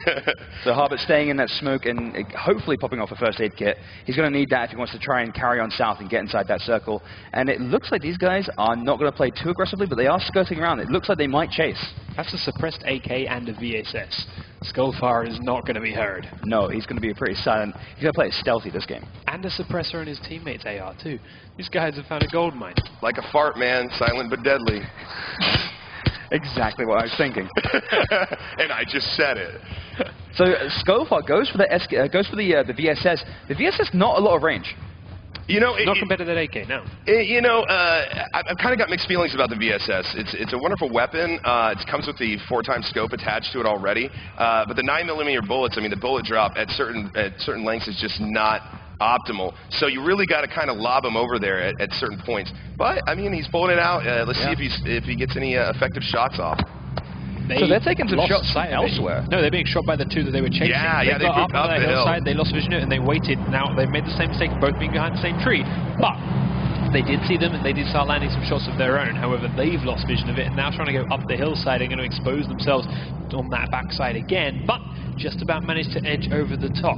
If they're willing to follow them, though, they're actually moving out of good position and into bad position. They're going to run to a situation where they're going to be on the low ground here if they continue to chase. It looks like they're being a little bit more cautious on the running. Looks like Flufferby and Harbor are out of there. I think they don't want any more of that. Interesting exchange. Yeah, no, that was a close firefight, and not very far. Sidron, who we've seen this entire game, had low health. It looks like they're fighting from rooftop to rooftop. You know what? And you know who it is? It's Taylor and Mila over there in the building camping out. I'm sure they're aware. It looks like they are pointed towards each other, so I think they're aware of where they're at. Looks like they are content with just using third person to sort of peek around the corner, see what's going on. Sidron, Piven does have a car. Piven might run out in the open here. If Taylor can position himself to look out that window, no, they definitely know about each other. That car 98 pointed directly at Taylor. And that could spell trouble very quickly. Now, when only your head is exposed, if they get a shot on with that car 98, it could take your head right off. Right now, they're both teams in this space know they're both in the circle, and they are playing that patient game. They're not poking their heads out. They're staying in. They're using their cameras wisely, and as a result, may stay here for quite some time if the circle lets them. Yeah, they're both inside the circle now. The circle is progressing. The circle's going to continue to get smaller, but we're going to see who's going to get the favorable circle, who's going to have to move towards who, and who has to cross that road. It might prove that that's going to what's going to decide this firefight. There's always this debate on my stream, right? The aggressive players are always the most exciting to watch and everything. But my thing is, I want to be the last person at the end of the match. That's it. That's how I win.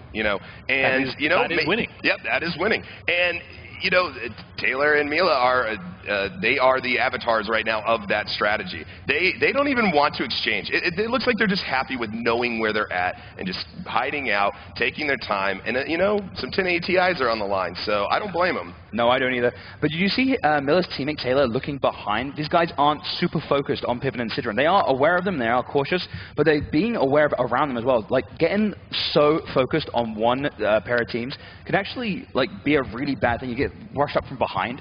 Yep. So let's have a look at the map and see what else is going on there. Yeah, and if just before we leave there, it was funny to see Mila was actually looking, or Taylor was actually looking behind them. Oh, and a fight is going off here now with Sten and Kusada. It looks like Kusuda took down Royal Sora. And the map is moving in. They're going to have to move up this hill with no cover, which is very difficult. Sin is down, and the shield is going to maybe not be able to take him out. He might be able to crawl back in, but now shots going out from Agrez, trying to take out, what is it, Salt? Salt moving up, getting behind the tree, doing his best to stay in cover. But they've got to make a play here. Yeah, that suppressed SKS is proving to be a challenger. Yeah, and Salt stuck behind it. Can he get a first aid kit off? He does. A med kit. There we go. Yeah, and Royal Sora still down. It looks like they are going to be able to get the res. Again, the shield isn't super dangerous at this point. It's manageable, and they are looking like a couple of pros there, knowing that they can spend some time there. It's going to be okay. They're going to be able to heal up. They got to plan their next movement. They know they've got enemies in front of them. It's a tough situation, but I think that they're using the patience they need to get where they need to go. But interestingly, Salt was not able to get Royal. Oh no, he did get him up, and then he went back down.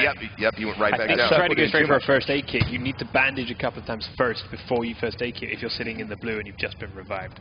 But either way, it means he goes straight back down again. Now Salt Zinx is left on the edge, still outside the circle, trying to fight against this silenced SCA. I feel for these guys, man. It's so tough. It's not impossible, but very difficult to make your way. Looks like Maxi and the team of Ivel are taking shots at Bruna, and for frags going out. Yeah, big frag grenade. Is it good enough, though? No, it's a little short. A little short. Brunner Aaron gets upped again. Really low health. Once they start stimming now. Oh, and they're pinched. They're pinched. They're taking fire from both sides. The grenade actually just hurt Fluffy Panda there, and he was able to stop the gunfire from behind. But there is another team down there. There was a death. It looks like Suskis down there trying to take shots. Fluffy Red Panda looking at Superman right now. Maxi in between them. Salt nearby as well. There's so many people that are there to kill them. Two teams. This is a really tense situation. You want to get inside that cabin and take a little bit of cover from both these guys. But Maxi up on a hill. Looks like these guys. Maxi and Superman are fighting from heart to heart. Wow. S12K is going to win that fight 9 times out of 10. Maxi does take Superman down, but Maxi lost his teammate Ivel in the process. But he has to go back to fighting this pair at the heart. Now they're both still low. They don't really have lots of health. But he is running for it. The shield is going to tick straight over them in just a second. I'm not sure they're aware. Now they know. Wow. Bruderman is down. That tunnel vision. He puts the gun away. He's running for it. He's running for his life right now. Is he going to get in? No, I don't think so. I don't know. There's no way. Just a bit too fast for them. Down he goes. Fluffy Red Panda's in with some med management. He could have maybe played that, but he doesn't have any. That's why they were so low health in the first place. Maxi has turned and ran, and while he's low himself, he's way from the circle and will maybe get to the next white zone, but there's more guns waiting for it. Things are going to get heated here very quickly as the shield comes in. They've got to move, but they're in that classic tree versus tree, and it looks like they're taking Landhunter taking shots from behind as well. They are not necessarily pinched, but they're definitely triangulated here at the point of the triangle. Looks like Land is down. He's going to try to move towards his teammate. That's going to be really difficult. I don't think there's much hope for him. Shots going off from Skoen. Looking at Duty, moving up, also trying to get out of circle. Yeah, he needs to get out of that blue. This shield is destroying these people right now. No, the shield's the biggest enemy right now for a lot of these teams, and it looks like Landhunden's going to go down with Duty Mata trying to get inside the circle. The cars take a lot of hits for him, protecting him though. And I did say Duty. He did manage to make his way in, and he is past all those people that are still hugging the blue zone. Everyone's taking so long to get inside from that. You see a lot of people dying to the play zone there, but now we're starting to see some players converge on the top of this hill. Taylor and Miller, by the way, you see here, they did manage to kill off both Piven and Sidron that were hiding against them in the house. So despite being on the side, the wrong side of the street, they've fought their way out across, picked up both kills, and they're low, but are now looking to continue. So up the north, we've got a downed player and his teammate Marius and Hollywood actually, trying to finish off this team. We've seen these guys in this position before, fighting on the hills and trying to push up. These guys play really aggressively. I love watching these guys play.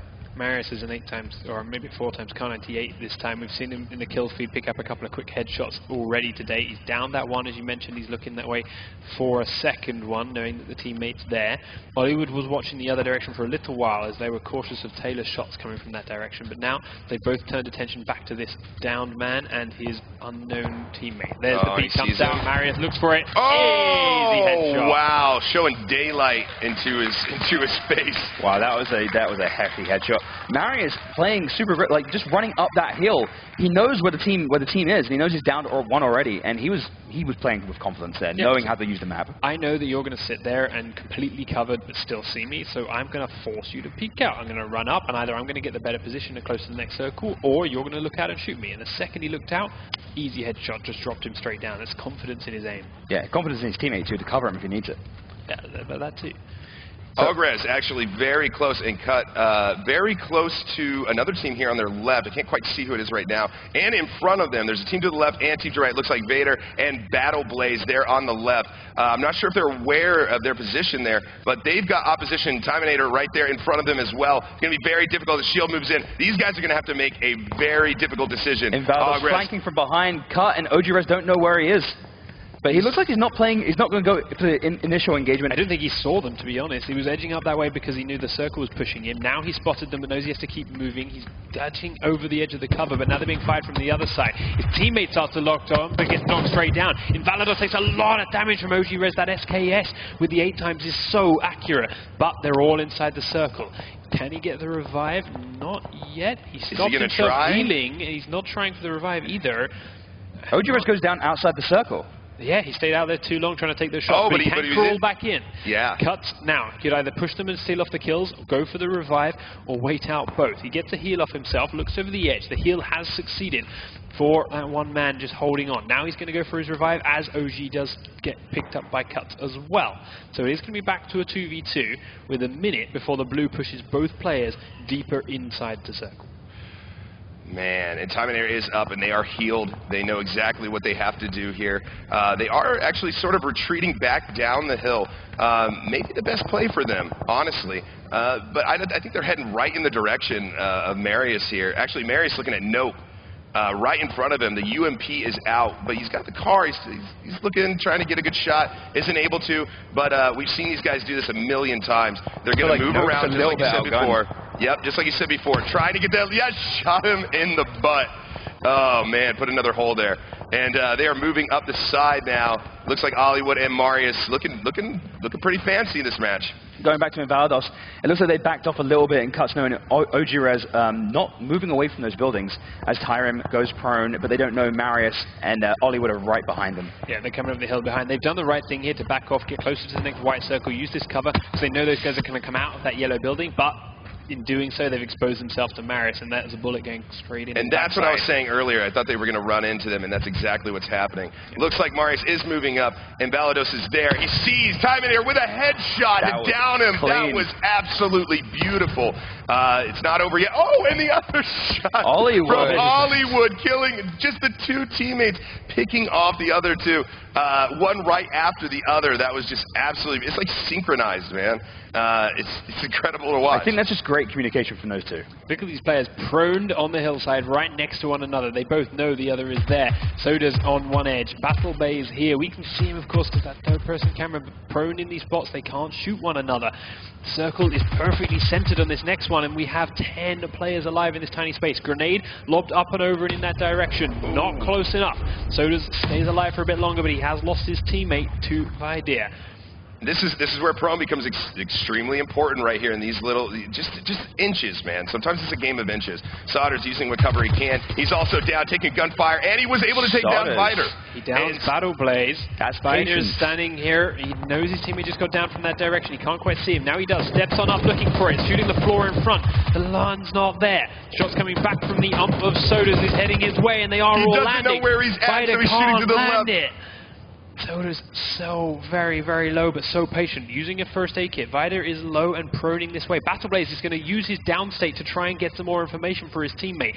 25 seconds, and then the blue's going to force them both to move, but the ump's back out for Sodas. You think we're going to see a charge here? We should see a charge here. One of them. But he's up, he is taking out Battle Blaze. Takes out the downed man. Vider just finished healing. Sodas is taking his attention away from that direction. Oh, 10 seconds till the shield moves in too, which is going to force them to move. So Vader or Sauter's here. It's going to come down to literally seconds. Sauter's looking away. I definitely wouldn't. I would be focused on these guys. You can just see the top of his head as the shield comes over him. Now is the time to run. He's up and he's going. He turns his back on that side. Vader now has to move as well because of the circle, and that's helped Sodas get out, but he's running straight towards another player on his left that he has no knowledge of.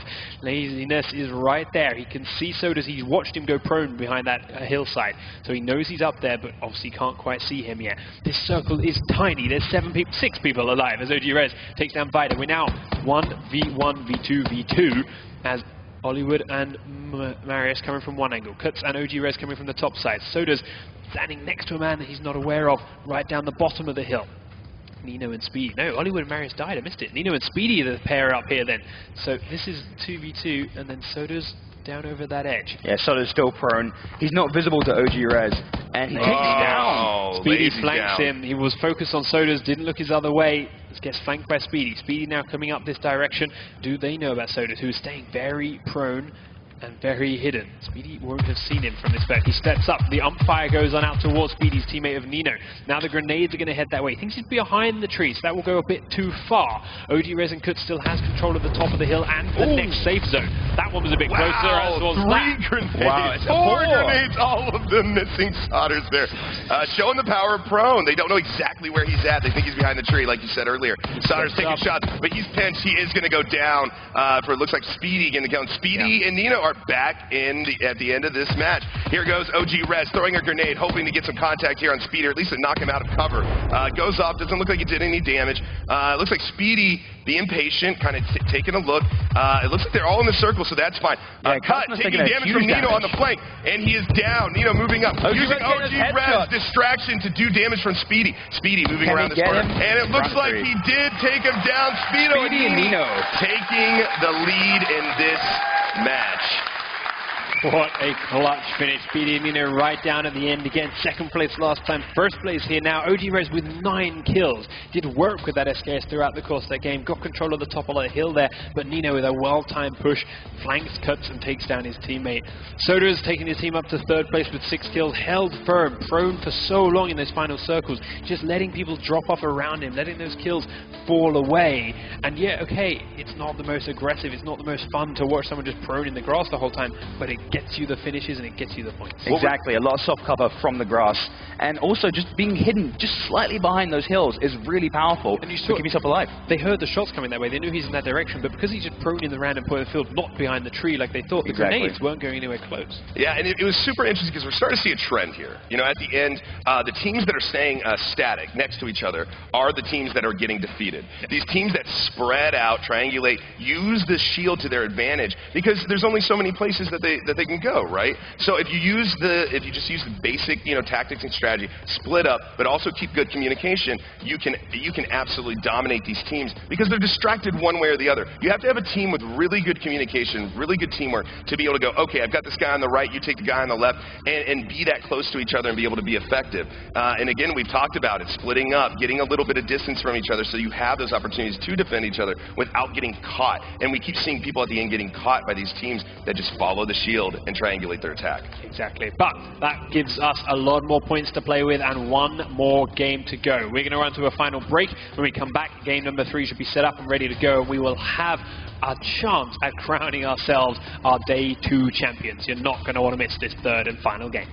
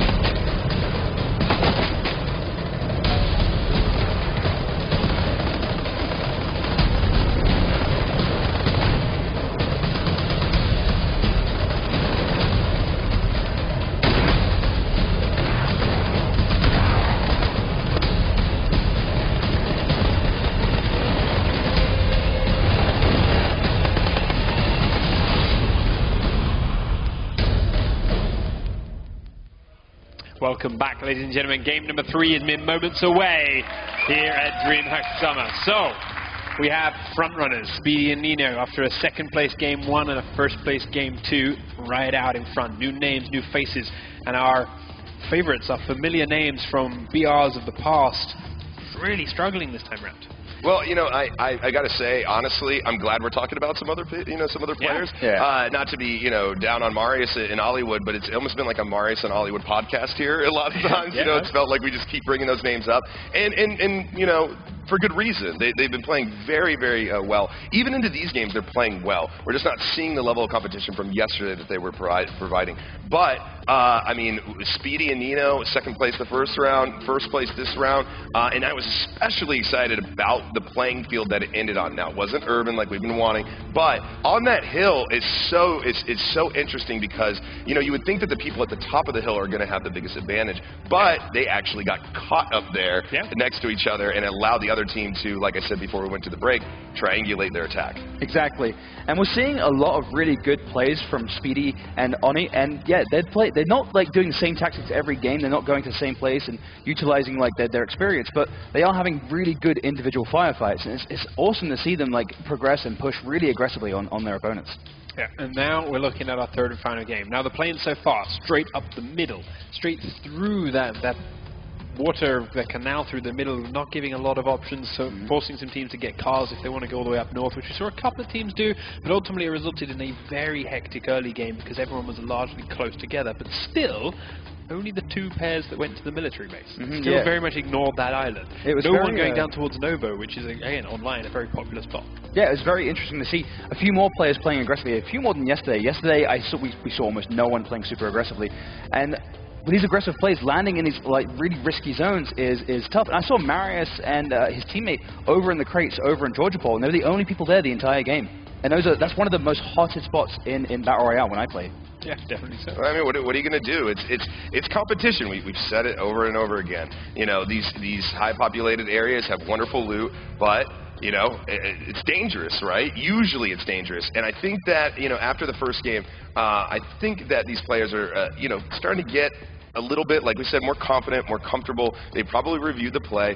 They are starting to utilize these high population areas, and it doesn't look like they're running into much opposition when they do. I'm still surprised that not more players are actually jumping and going straight down. I wonder why that is. And I know that we made the difference between you know, U.S. and EU players. EU wanted to kind of spread out, before in the first day. But maybe we haven't touched on it. Do you have any idea why that is? It's just a difference of play style, or? It comes down to, like the different communities, the different regions. You find what is the meta, what is the most efficient tactic available for your region, for your player base. Now in Europe, that really means that you run away, you pick up loot all over the place, you go slow. In America, maybe that means everyone jumps down, streets down, and starts to fight a lot. And that's then what the channels, that's then what people start to settle into, and that's the way they start to go. When it comes to competitive play, yes, it's different. Yes, you're looking at staying alive a bit longer, perhaps taking fights you wouldn't normally take, or not taking fights you would normally take.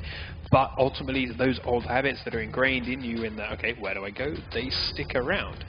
So it just comes down to where the regions take you, where those players go, and what feels at home. Exactly, and we see a lot of players in America go straight down, and they're risking it for a biscuit. They're going down, they're trying to get the gun first, and whoever gets that gun first, in a lot of these towns, like Pachinki, right in the middle of the map, seems to be a really hot spot for a lot of early firefights. People flying down straight towards it, trying to grab the first gun they see, and just going ham with that gun. But it looks like in this tournament, and also with European players, they want to control every engagement. They're going far, and they want to parachute, and making sure that if they see someone coming in around them, they know where they are. All the information is available to them when they land. And it looks like European players, and as we're seeing here at DreamHack, a lot of players wanting to know their environment a little bit better and choose where they land, rather than just going straight down where the plane's going to land them. I like that term, risk it for the biscuit. I've never heard that before. Really? Yeah, I've never heard that before. Maybe that's the difference between US and EU as well. That could be. Yeah, it's very much an English thing. Yeah, I like biscuits. I don't know, I want to risk it for a biscuit. We are looking to get into this last and final game. The players have just moved on to the plane, so as that appears and flies on the map, you will see it. There is still an opportunity for the whole table to flip around. If the top runners right now. If Speedy and Nino die very early on, they're not going to get any points to play with, and as a result, they can fall a long way down the table as this goes through. We're going to have to keep an eye on them as the game unfolds, but we've got another not so wonderful plane spawn as far as the loot options go. This is a weird one. This is so weird because it's all over the water. I mean, it's almost completely eliminating the north side of the map, but I wonder how many of these players are going to try to find a car and just drive straight north. And normally in any pub match, Novo would be a war zone right now, and it looks like a lot of players are actually choosing not to go there. And as we were just talking, it looks like Mr. Tiba is going straight down for this close down, and I think the power plant might be... Marius and Ollie would have gone back for that power plant. Yeah, you know, what are they going to do? I mean, they've run into a couple of situations where they've been knocked out a little bit earlier than they probably would have liked to. So now they're maybe going back to old tactics, trying to make something happen here at the power plant. I mean, it was working for them before. As soon as they stopped doing that, they stopped placing first. So I'm seeing a trend there. Wow. Okay. There's a few more players on the military base this time. Yeah. Let's get in there and look at who's landing on roofs, because if you land on the roof and get a weapon right from the start, you could really do some damage. No, you could do a lot of damage. And if it looks like JV here is not going to get a rooftop one. He's going to run straight inside as we pull back and use our little tool to see where everyone is, and a few people landing on the roofs. And the roof is the best place to be. You get that, you could shoot through the windows. Is that a punching fight going on in the middle? Are we going to see our first melee kill? We're getting a... Oh, wow! He's getting punched. What? He's getting Ronda Rousey right in the middle of the apartments there. And he's being chased. Yeah, Val is chasing Volley. He's probably running back to his teammate, probably saying, "Hey man, I need help, I need help." Turning around and doing the super punch. Guns going off at him, and he is down. And Valen running back inside. Finally, we see some melee, you know, some back and forth here with the fisticuffs. So Dorvid wants to get his teammate up, but he knows there's a shotgun close by. All he has is a pistol, and he's trying to look over that hill, and he goes for the risky revive. This is super risky. As JV comes around the corner, shotgun ready. Oh! And the last bullet! The last bullet's got no more. There you go. Finished off him. Wow! What a save there. And it looks like Valen's coming around. Can't land the crossbow shot. He took a pistol round to the face and is low. Now that's no ammo. Dorvid's looking for more ammo on that body, but there's none there. He still hasn't managed to revive his teammate. He is very, very low, just crawling to try and get somewhere. Found a shotgun, runs right next to the bow of Valen, who's still trying to run for the hills. How lucky is Valen right now? Valen is dodging everything, and all he has is a crossbow. I mean, he's pretty much a hero in my book right now. He's running around punching people, running with the crossbow. Oh, and he is just outflanked and shot through the window. Great play by Dorvid, actually. Yeah, he missed a couple of shots, but it was a good recovery, and then he gets back to safety.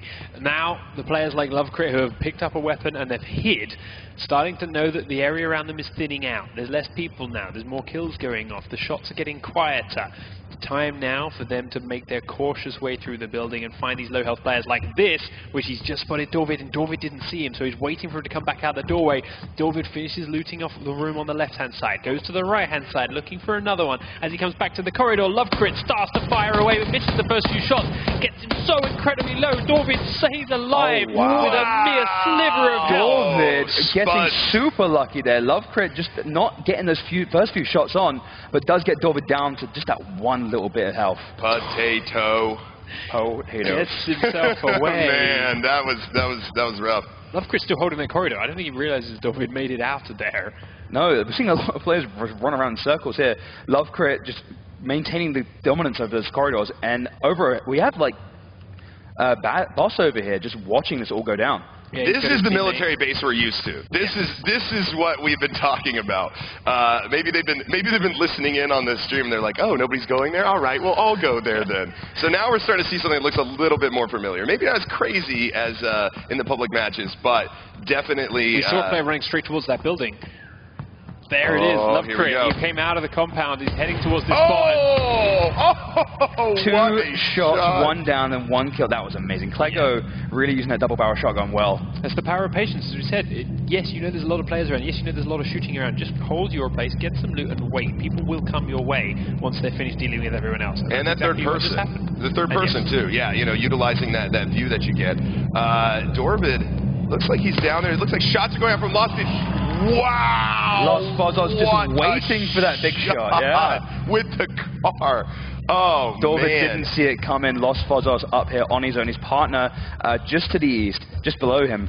And yeah, that was a massive shot. Yeah, very nicely done. Dorby did a lot of work to get away and survive as long as he did, getting away from Love Crypt, but just up on the wrong roof at the wrong time, and down he goes. Yeah, Cleggo wants to know where that Car 98 is. He must have heard it, must have seen it in the kill feed, and yeah, he's playing it really cautiously right now. And he's moving out, but he knows someone else is going to be in this little compound. And, you know, he's doing some movement over the crate. I always say people just stand still over the crate and start looting. It just makes him the easiest target. So at least he's trying to stay mobile while he loots. He's running in here next to his partner. Looks like they may have some communication now. Moving up. And looks like they're just kind of moving around. Here. Where is that coming? Where is that coming from? There we go. Okay, across the way from Lost. I was wondering, I thought I heard some shots, but maybe not. It looks like maybe it was just the footsteps. Dead Noise moving up now, looking around. It looks like Cleggo again utilizing the third person, playing it simple, keeping it easy. Spread right there across the way in the apartment, but it looks like they won't even be able to see each other from those kind of angles. Yeah, we've got through the majority of the military-based stuff now. There's a couple of players left on here, but it's going to quieten down now as they start to loot through a few of the buildings. Let's have a look at the main island and see where our other players are going. We did see some players head right up to the north. Hollywood and Marius have already killed Pleb 1's teammate and are now chasing him to the coast. Up in Yasnaya, there's a couple of groups in there. Pachinki, Spread, 4 players driving next to each other at the bottom of that mountain. You see them dapping on past Killer B here with Audacia with his teammate in his own Jeep coming up behind, but again, making it safely past some teams that are happy to just stay hidden for now. And he looks super cool in that car with those glasses, those aviators. Primorsk, however, a little bit of combat going through. Lanhunden, one of our stars from yesterday, takes down Medi Joker. Dead Noise, there we go, you see him killing off Spreed on the island, but this is now Lanhunden's territory. Lanhunden and his teammate have control of the whole of Primorsk, and they've already looted a fair bit. And like we said yesterday, we haven't said it today, but there's 3 warehouses there by Primorsk. Also the restaurant area, tons of good loot. If you can take control of that, you're gonna get out of there pretty well outfitted.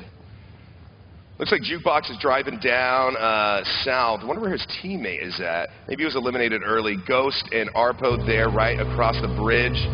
Looks like Jukebox just riding around. Looks like he's going to run right into Ghost and Arpo. Looks like Bishop might be taking some shots at Arpo there, a little bit to the south as well. Arpo taking some damage. Bishop moving around. Looks like Bishop might be pinched too from behind. Can't quite see yet. Driving straight past Ghost here, and maybe gets shot at as he goes on through, but no, Ghost is just going to let it on go out. Now, meanwhile, he's hiding in that shack looking for other opportunities. We're going to have to start seeing players coming across from the other island now. No teammate left for Bishop, but he knows there's 2 players in the town next to him, which is why he's hovering at these windows and looking out over that area. Yeah, all he has is a shotgun and no helmet. Again, he's playing it really defensively. You do not want to get caught without a helmet around here. And a beautiful jump. And a beautiful jump. Like a gazelle. So, Dead Noise on one edge. Hollywood and Marius still running around looking for this player. They know Pleb 1's around here somewhere. They've killed his teammate. They've chased him in this direction, and you can see them just running around wide and open areas, looking at cliffs, looking at areas where he may be. But Pleb 1 managing to squirm his way out of that situation. Yeah, controlling the map presence really well. Going in this little crevice here where he's actually completely hidden from Marius and Hollywood. Marius going for the high ground and looking around for him. They really want this guy. Well, you know, in Marius and Hollywood, you know, over and over again we said they know how to triangulate this attack. He's watching the exit this side. If he runs this way, Marius will see him and will start shooting. But if we look also, Hollywood is watching the left side. So this poor pleb is stuck here on the side and absolutely triangulated in kind of a pocket there, and he can't really escape. He's going to have to find his way out. Looks like Mr. Timma is taking shots across. I couldn't see quite who that was. Wasn't able to effectively kill him, but it looked like he did do a little bit of damage. Yeah, he got a few really decent shots in on him and ruining that cruise. Nice. Yeah, and they're driving straight towards Pleb 1, Marius, and Hollywood. Not sure if this is what they want, but they're driving straight up on them. There's no way these guys won't hear it as they pull up to the beach. Yeah, oh, wow. This used to climb up there either. So it looks like Pleb is trying to make his way around to the right, and he was cut off, and yep, he started to run back the other way. But, you know, Ollie had him there. And it looks like Duty is moving up onto the coast there right near Marius and Hollywood as well. So we're probably going to see some gunplay here. But, you know, maybe they're far enough away that they didn't actually hear the bow. It is possible. And, I mean, who could who could call that somebody's going to, you know, land right there with a bow? Maybe Marius and Hollywood, but I'm not entirely sure. Looks like, though, Plebone is getting looted right now by Hollywood, so they probably will run into each other. And it looks like Marius is going way north, leaving his teammate behind. Maybe they feel confident that they're not going to have any other opposition down there.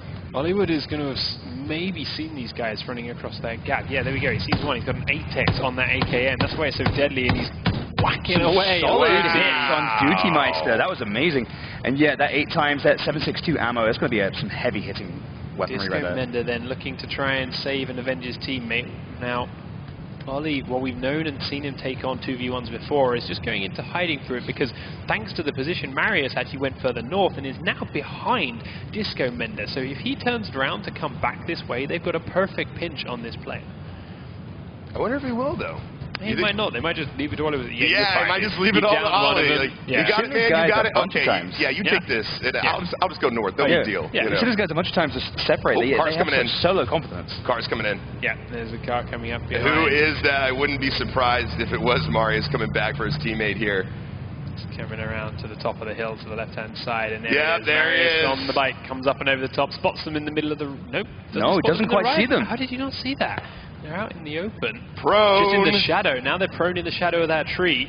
Trying to find out where they are. Told you, man. Prone is so good. Usually from the top of the hill, though, if you see somebody prone, it's death for the guy that's prone, right? Yeah.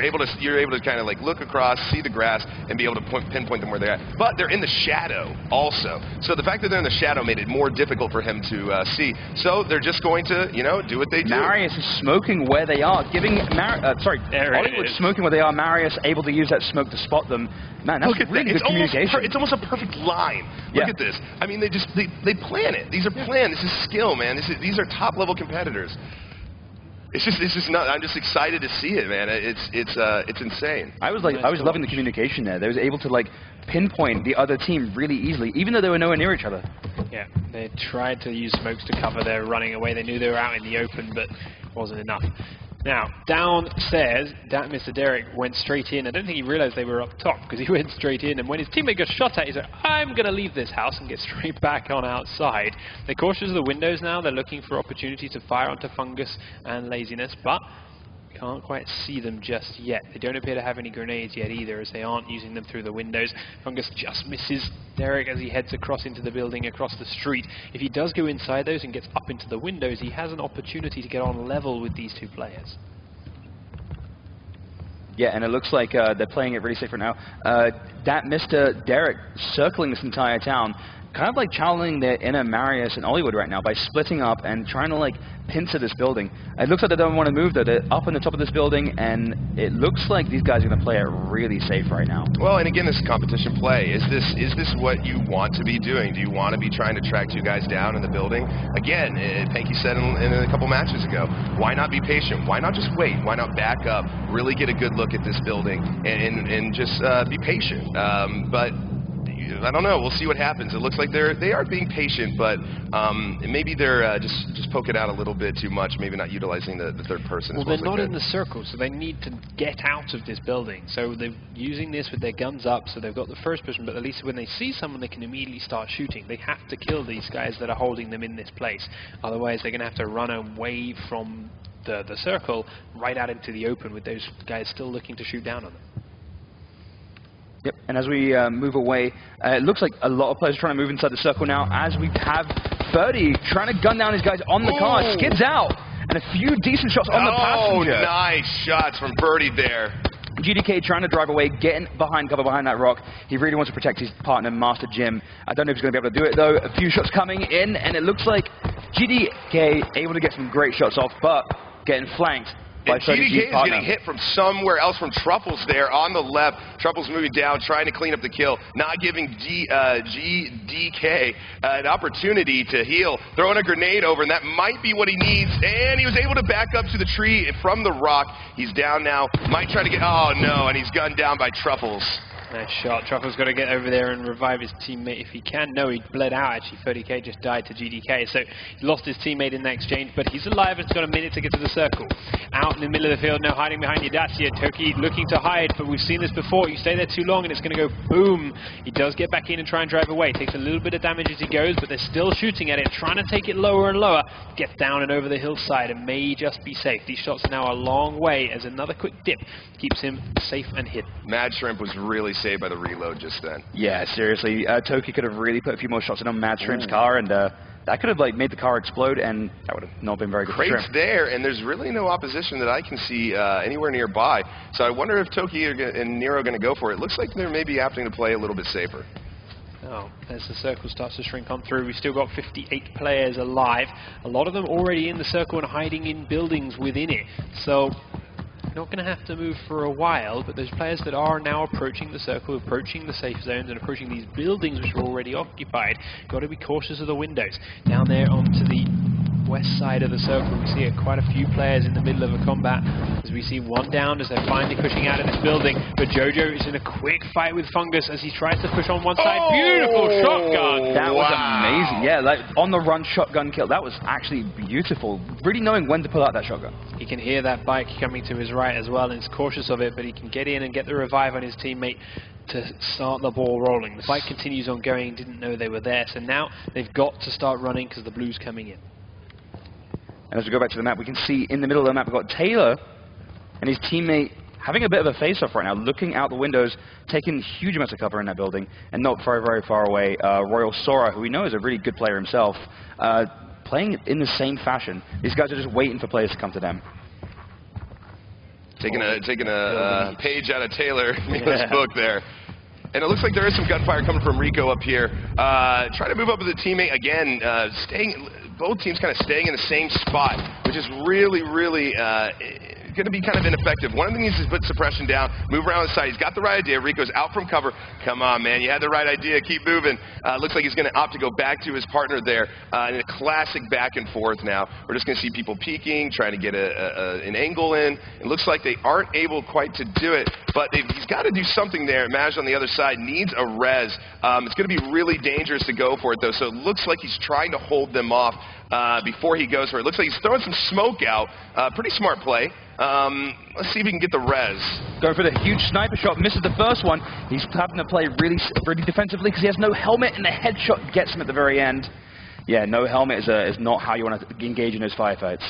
Look at how that worked for Rico and his teammate. They both sat behind the same rock and tried to shoot the tree, and nothing happened. And the moment he went, all right, I'm going to run and push, step out and shoot, it's, look, we killed the guy now. We, didn't sit behind one rock. We didn't sit behind the same mid cover. We split up. We put multiple pressure on it, and it's a free and easy kill. Isn't it great to be omnipresent? Oh, here we go. Vader. Oh, wow. Getting absolutely gunned down by Big Boy. Big Boy, big plays.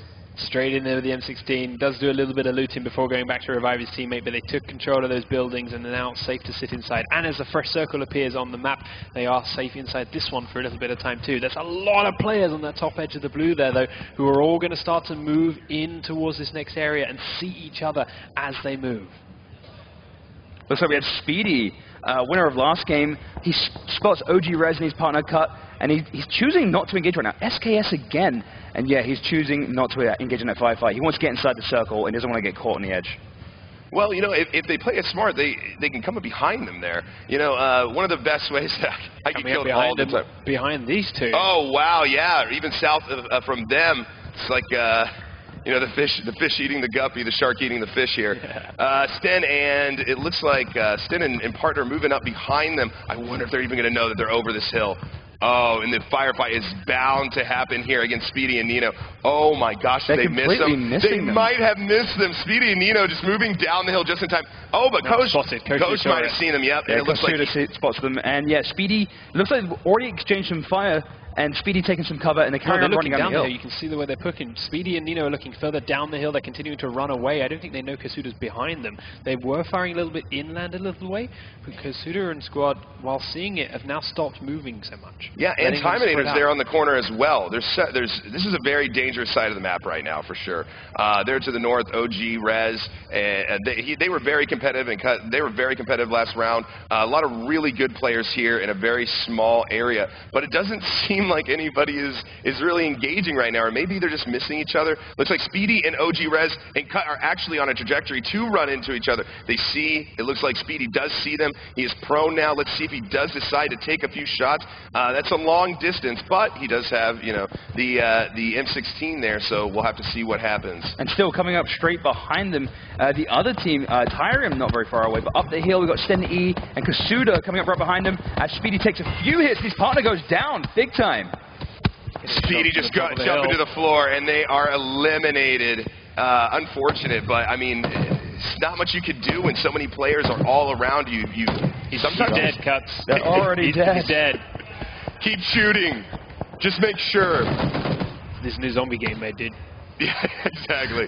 Looks like Ivel is going to be able to knock down Sten. Sten getting the res from his buddy. But let's see if Ivel will keep an eye on the down Sten there, see if he knocks him back down immediately after he gets back up. He is rushing. Oh, Sten is back up. Looks like Kasuda is there to protect his teammate. Is he going to make it? And he couldn't make it to the rock in time. If he had started a little bit earlier, it might have been okay. Maxi there from behind the tree, taking shots at Kudo, and was a great shot there. That was good shooting. But yeah, Ivel playing it a little bit too aggressively. Run out the hill and gets caught before he can get behind cover. And look at that.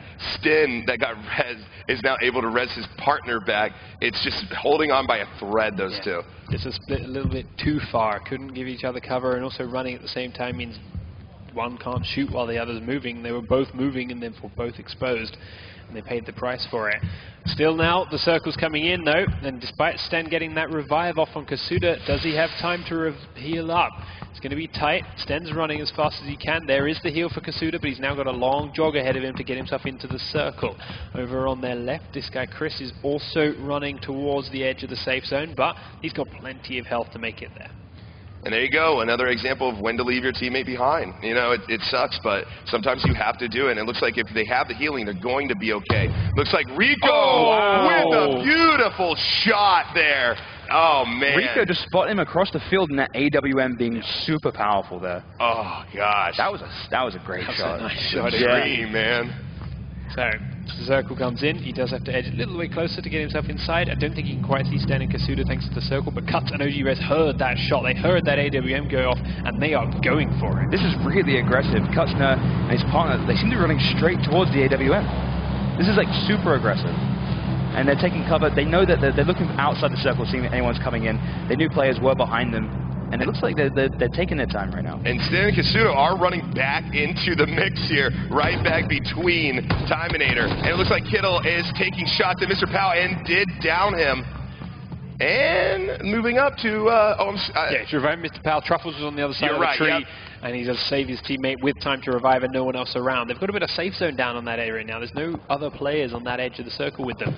Meanwhile, Bishop now is starting to fire in towards some of these houses. Little Pony and Finder are in there, but he's realizing, I don't need to take this fight. I can fall back a bit to better cover. I'm closer to the circle. They've got to come to me. Yeah, Little Pony, we're seeing a lot of players. I don't normally see it in pub matches, but we're seeing a lot of players utilizing that prone double drop. Yeah, double drop, right. It's going to be really interesting if anyone goes for these drops late in the game. This is troubling. This is risky, especially out in the field. There's very little cover out there, maybe one tree. I would be surprised if anyone goes out there, but I know people play more aggressive than I do. Looks like OG Res is down. Rico with that AWM absolutely dominating. And it looks like Cut might get OG Res up. Dom is applying some suppressive fire, it looks like, for Rico to get a better position for his sniper rifle. It looks like he will be moving up over here to Harry Potter, which we talked about yesterday, and maybe actually trying to get a few shots off here. He's still got that hill in the way. There he goes. He's got his opportunity and taking a shot. Looks like he misses. Cut moving over behind the tree. Another miss, and he is able to get to cover. Rico trying to get up high as he can and look down onto his opponents. They're not inside the next circle, and he's got 2 seconds until the blue circle starts shrinking again. It looks like he's putting his gun away, and he's not even worrying about those guys anymore. He's just running to get inside the circle to live to fight another day. This could end badly for them. They have to run past the pair of them. Yes, they're trying to go to the right, but that's not going to be enough. And as they try and jump, it makes you easier to hit and more predictable, and they take more damage because of it. Rico does switch around and land a bit more on OG Res. They've now realized that they didn't land enough damage in time and have to run themselves as the circle's coming through. They stop to take those shots now, so Rico and his teammate are actually outside the circle as well. But Rico is incredibly low and cannot get back. He's not running fast enough to beat the circle. He's going to go down, and there it is. That's the AWM out of the play, out of the picture. Massey looking to continue the run on forward. He's also might not low, make it in either. He's going to get close, but now it's more important, even if he makes it to the white zone, those 2 players in front of him are waiting for him when he gets there. So he's not going to get a chance to heal. I can't believe Timinator and Invalus didn't get in any of that fight. Like shots so close to them in all north. Oh, and it looks like OG is down from Taylor and Milla, who unsurprisingly are in a building. Yeah, at the top story, and that's their strategy, man. They play smart. It looks like Finder taking some shots is... No, he's in the blue. Yeah, he's in the blue, excuse me, yeah. Oh, wow. He just gets in. Wow. And he's gonna wanna, first aid kit straight away. Sten E, prone, not very far away, and running away from me. He's going to spot him. Flinder might have a chance right now. Flinder aiming down sight. 2 times scope, putting shots in. Sten goes back down. Tries to prone it up, but it's not quite landing the rounds. He's going for the ACOG now to try and get a better view through the grass, but 2 players can play the prone game, and Sten has managed to find himself a little bit of the hillside to hide behind. That's the bush, the wrong spot. As he's standing up, Sten, however, can't see him. Down to his left, Nasi has healed himself up by that Harry Potter tower of his own, now possibly able to get involved in this fight from the side in this little 1v1v1 that's going on. They've all got to push deeper in towards the compound, towards the town and the farm that's waiting there for the next circle, but they've got a minute to do that. Don Nasi saw him there. We, of course, see it in bright yellow, but he didn't realize that was a player prone behind the tree. Flinder is edging slowly away, and Don Nasi is looking to turn and run, but gets shot as he does so. Stenny actually joining in on that one. Now he can turn his attention back to Flinder. Up towards the tree. He sees the legs moving around. He's looking for the opportunity, and it's there! Absolutely beautiful. And this is crazy coming from these guys, because they were in such a bad situation just moments ago. Now they're running in, or he is running in. Looks like he might have lost his partner. I'm not surprised, because they've been under fire quite a bit. Looks like Hollywood is moving up. Piven getting shot from a distance. He's got a Tommy gun! This is going to be pretty epic. Piven caught out in the open, trying to hide behind those hills, but Hollywood and Marius, it looks like they're going to have him pinned. Yeah, they already do. We see Marius firing in one angle. Hollywood's now there looking at him up close. He's got that Scar and the Tommy gun as a combination, but he's going to use the grenade to try and get the damage done. Marius up on that roof, actually flanked by Losfos at the moment, who's proning through the grass behind him. Too close to get a good angle on the roof, but now that Marius has jumped off, he may be able to do some damage to this combo. They are focused on Piven. He's going to get on the bike. This is an opportunity for Losfos, but he's going to just let them go. Maybe smart. Yeah, I'm okay with it. If you're not comfortable and you don't think you can actually get the kill at this point in the game, you don't want to give away your position. Oh, it's shots from Marius going out. Look like, and he does drop Piven. He used again the flanking. Hollywood keeping him distracted from the other side and giving Marius the time to drive behind him. And again, we see that triangulation, just flanking him, outright flanking him. Looks like Invalidos is moving up. Some people are down here. Couldn't see quite who he had taking damage from Invalidos finding himself in a bad situation, having to run, and those guys just popped up over the wall and just gunned him down pretty quick and taking cover behind the old exploded car. That's the trouble of waiting to move until the absolute last second of the blue coming. It means people that went before you that you didn't see are going to be waiting for you, and that's exactly what just happened to them there. Losfos is still right behind Marius, but Hollywood's over that side, and that's the only things on that edge. Taylor right up to the north of the circle at the moment. Mr. Power and Kitzelan, another duo down on the bottom edge. But we are now starting to see our final few players. 8 alive. Taylor's lost his teammate. Hollywood and Marius are still very split, and everyone else is still very much on top of each other. But Losfos has this ace in his pocket, right underneath Marius' position. He knows Marius is up there. Marius, on the other hand, may not know Losfos is down underneath him.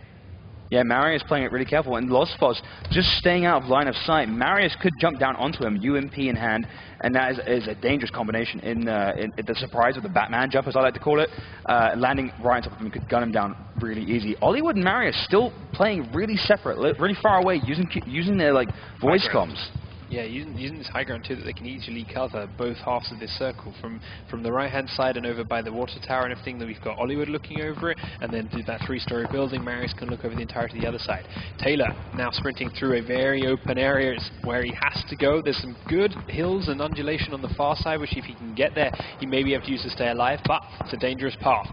Fluffer by downed, and his teammate's going to have to go for the revive, but he's cautious of where those shots came from, and actually realizing the blue's coming. We don't have time for this, so he's going to have to leave him behind. No! Oh, and he's taking shots from the other way from Kittle and Mr. Pow, and he is down. The team is eliminated. Marius taking a look now at those two, taking shots. I'm sure he is communicating with him what is happening. And now he knows that Loss is there. Loss losing his advantage.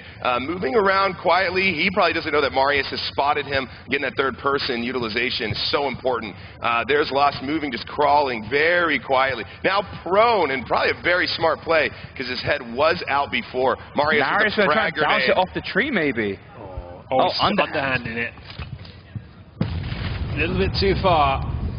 That's a tough throw. That is a tough throw. He's bringing Hollywood over this way, actually, so he maybe have to push him on the floor. Meanwhile, Mr. Power and Kittlin have got these houses on the bottom edge, but the circle is up north. Taylor is actually in it now, thanks to his moving down from the north, and has this undulation on his side.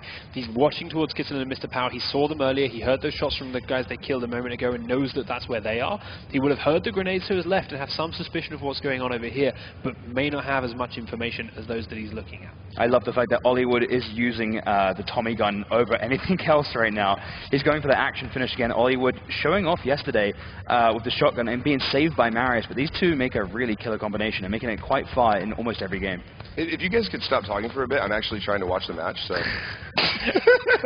I'm really curious to see what happens here. Marius taking a big hit. That's a grenade from Lossos going up. First one took him down low. Next one threw up. Didn't quite do as much damage, but he's bandaging now. You can see Lossos pushing forward. He'll be giving that to Ollie, who will look this way, but Mr. Power spotted him and is starting to fire towards Lot. Misses those rounds, though, and now Lossos realizes he's pinned between two. Ooh. Looking over one way, can see Mr. Power and Kittlin. Looking for an opportunity to take that shot out. Goes for the scar. Mr. Power is pushing up close. Comes very close, and Lossos can't figure it out. He's shot in the back by Ollie with Tommy gun before he sees it. Taylor now, the lone player against two duos.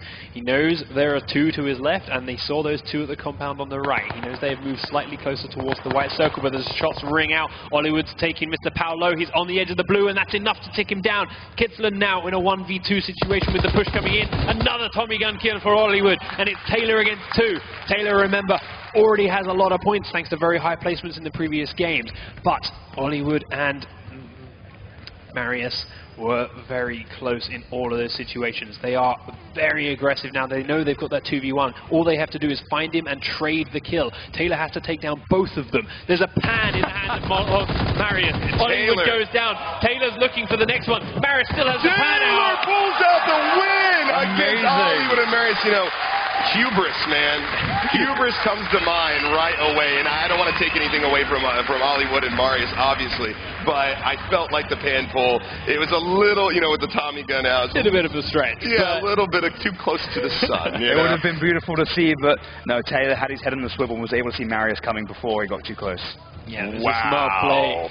Go for the distraction, push for the pan, but he got his shots on point, didn't potato too much, and was able to pick up each kill through it there.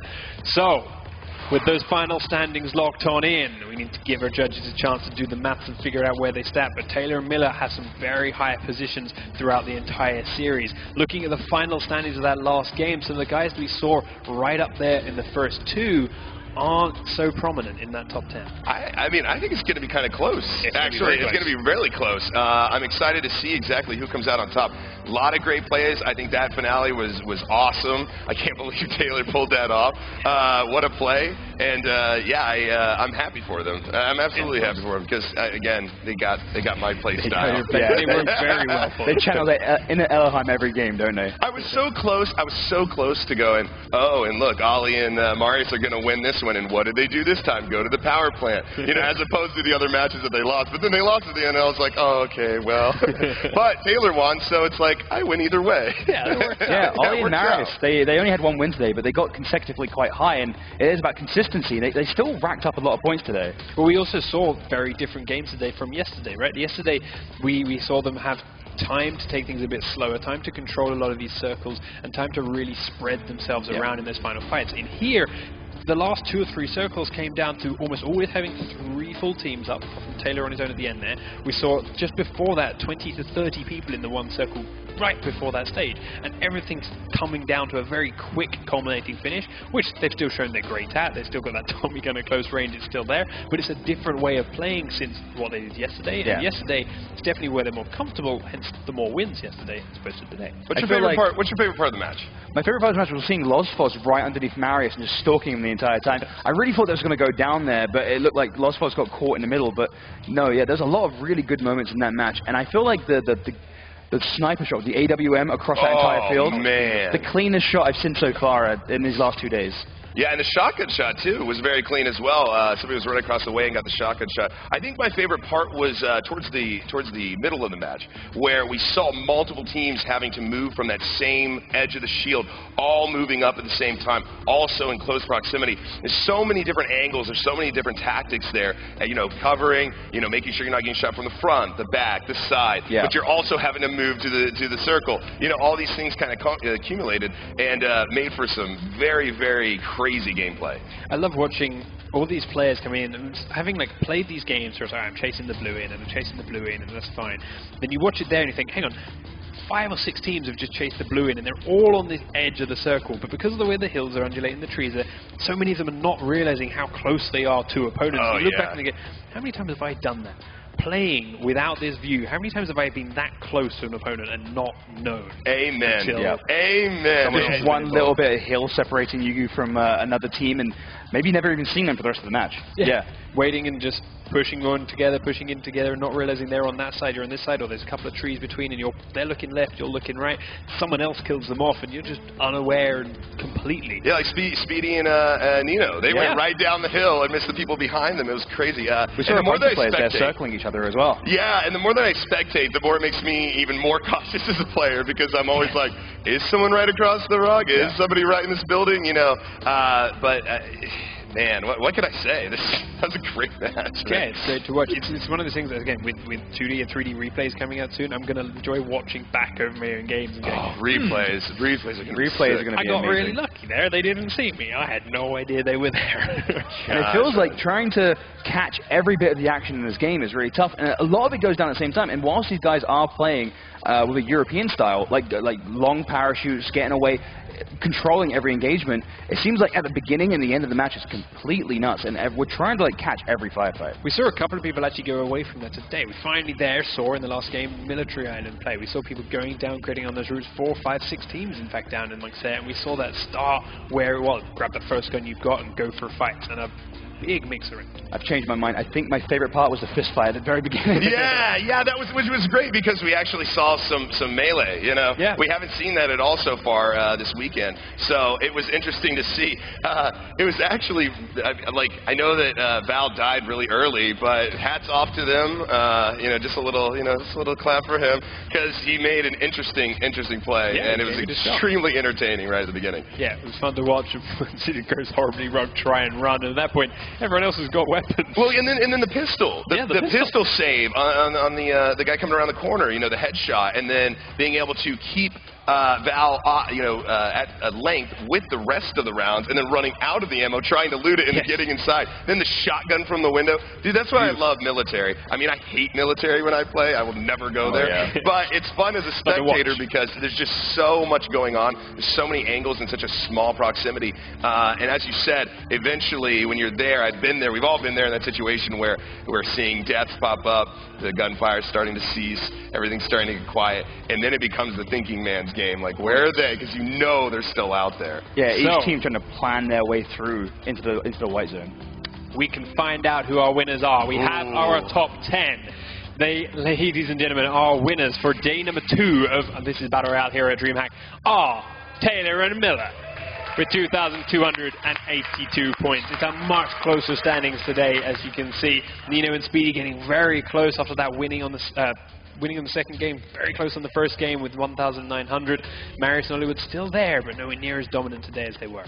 You know what? Hats off to Taylor and Milla, man. They play in my opinion, a smart man's game. It's not flashy. It's not, you know, necessarily even entertaining, but it's a way to win, man. It's the strategy that I take, you know, I take close to heart. You know, hide, make sure that you know where your opponents are, make smart moves, great transitions, make sure that you're, you know, doing the best you can to stay in cover, and then Taylor, especially at the end of the third round, really, really impressive play against two just fantastic competitors, and Marius and Hollywood. Exactly, and like Taylor at the very end, we were talking yesterday about luck in games, and Taylor using that last circle, letting both Marius and Hollywood come to him, and that got him the win.